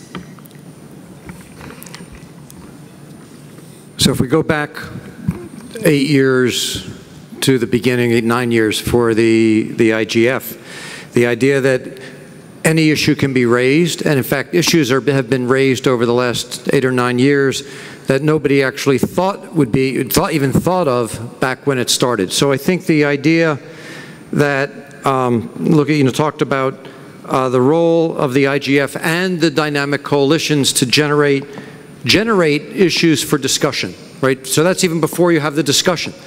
Things that bubble up. I mean, not just this issue, but some of the environmental issues, some of the energy issues, sustainability. Nobody thought those would be related to ICT, and they are, and we're discussing them. The broader access questions. So I think discussion, yes. I think the idea is that there are opportunities for people to not only speak, but in the annual report, which is not proscriptive or a recommendation, but as Rosalind points out, an opportunity for collecting different viewpoints and making those available to the broad community. I think that's actually very, very, very helpful. The one issue, because I need to think about it more, but I don't think we're yet ready to talk about a model framework, because going back to what Marcus said, within the IETF process and model with the rough consensus, and arriving at something, I don't think that we're there yet certainly not on this issue, given the broad range of different views. But I do think that, the role of the IGF here, if you look at the number of sessions on this particular issue, the interest broadly, the number of people in this room and the number of people who've been in the rooms earlier today and the other discussions, and your dynamic coalition meeting, was it yesterday? This is exactly what the IGF was envisioned to do, right? And you bring people together with different points of view over time, working through those issues, and new things come up. So I actually see this as a substantiation of the success of the IGF model, that this is an issue that is being discussed very deeply, and also in the component pieces in the feeder sessions. I see this as a real success, and I want to thank you, Marcus, for pulling all of us together over the last 2 months in what was a long online process to bring us all here. I have a few more speakers. I'm not sure whether I got all them. Vlada, definitely. Alejandro, Adam, Christopher, who else wanted to say?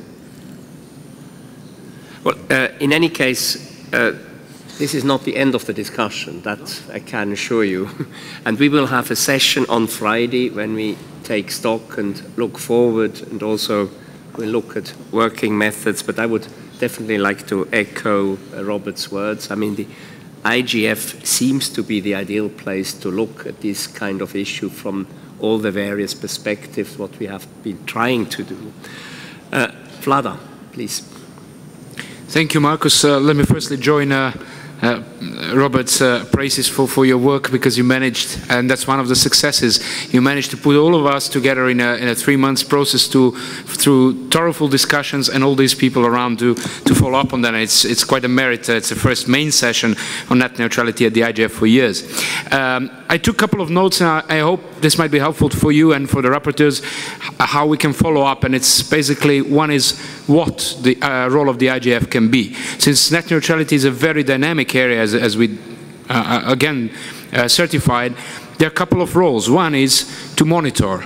To monitor meaning following the data, and we mentioned a couple of the data of cases when telecom block or throttle, the data of how anti-net neutrality framework can impact innovation, the data if the telecoms really needs huge incomes for further investments, the data how net neutrality rules can in fact impact investments in innovation and growth.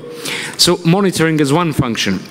Second function, and there are a lot of data around, but we should just try to sum up. Second function might be a work on basic principles. It seems like we agree that some things we all agree about, and this is like, there is no blocking. There shouldn't be improportional management and so on, but we don't know the details. So that's something we can work and try to find more details in different regions. The third one is interesting, discussing emerging aspects of how emerging services can impact investments, economy, human rights, user perspectives. One possible title for a future thing is basically what Carol said, and I think that needs a thorough discussion, is how can we make that human rights drive the demand and the economy. I think this link between human rights and economy is a partnership that we need to establish. And lastly, one sentence about how IGF can contribute to that. Yes, dynamic coalition with further procedures. MAG will have a lot of work in that. The IGF and the meeting at the IGF procedures. And why not even the intersessional dialogue? That's something we need to continue between the two IGFs and work on. Thank you. Thank you, Alejandro. Thank you, Marcos. Alejandro Pisanti speaking. I think that I will just add to what Pepper and Vlada have already said in the following sense. The IGF cannot do someone else's homework. The IGF is a place where we come to discuss, reveal aspects of the subjects that were not previously revealed, at least to many participants. We peel off layers like an onion of things where we see, you know, what are the real difficulties, the real contradictions. We listen to each other, so we, you know, you are against the telco position, but you listen to the telco position, and at least you know more why you're against them, or maybe you actually are now able to sit at the table. But the locus of the resolutions is going to be somewhere else. Network neutrality rules are going to be made nationally. They are going to be made in legislation, in regulation, in coordination in each country. And that's where people who know about this, who can look at the record of the discussion in the IGF, can really use this IGF. And to finalize, we have a research program that each can pick up to say, you know, we realize that we don't have enough data about zero rating, we don't have enough data about collusion. Look at them. And sorry, next year, Alejandro, we have to wrap up. Okay, thank you. The interpreters kindly gave us 10 minutes, but as we give our chairman the opportunity to wrap up and close the meeting and say a few words, we have to close now. Yet still, Adam and Christopher, can you reduce it to 30 seconds? First, real tweet. Real tweet. Thank you, Marcus. Acknowledge Luca's hard work in pushing this issue forward, so thank you for that. I agree with Pepper. There's a lot of disconsensus. I think there are bigger issues about going forward, not just out of this session, but how you think about the IGF's process generally. There is a best practices thread that is considering this issue right now. It's an issue for the MAG. in many ways, I know that they are looking for input. Consistent with the IGF, I would encourage everyone to feed suggestions about the role of how to digest this back into the best practices and make it that process stronger, so it's not just about this session, but takes into account all the different things going on at the IGF. Adam, 30 seconds. Yeah, just to come back to where we really started off, which was Net Mondial, and remembering that the meeting actually did recommend that the IGF in particular should consider intersessional working, and network neutrality was one of the issues that we were considering, and it was one that you will see in comments and contributions as an issue that was thought to be important.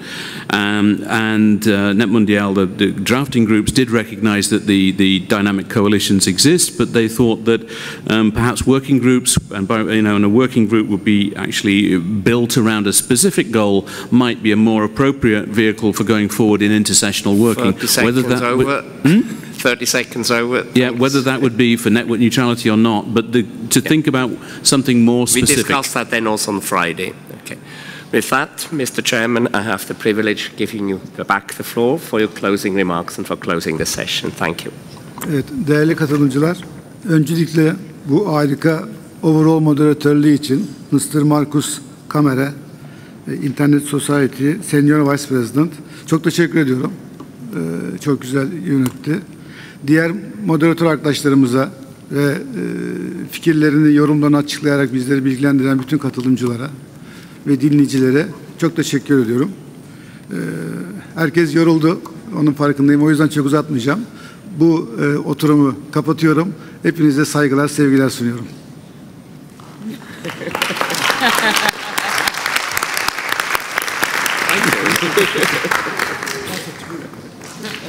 That's a tweet, yeah.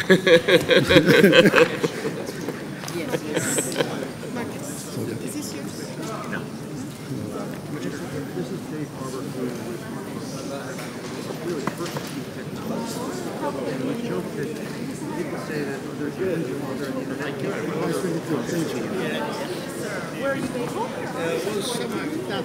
You're like Moses. Yeah, well, actually, I live in, so right here.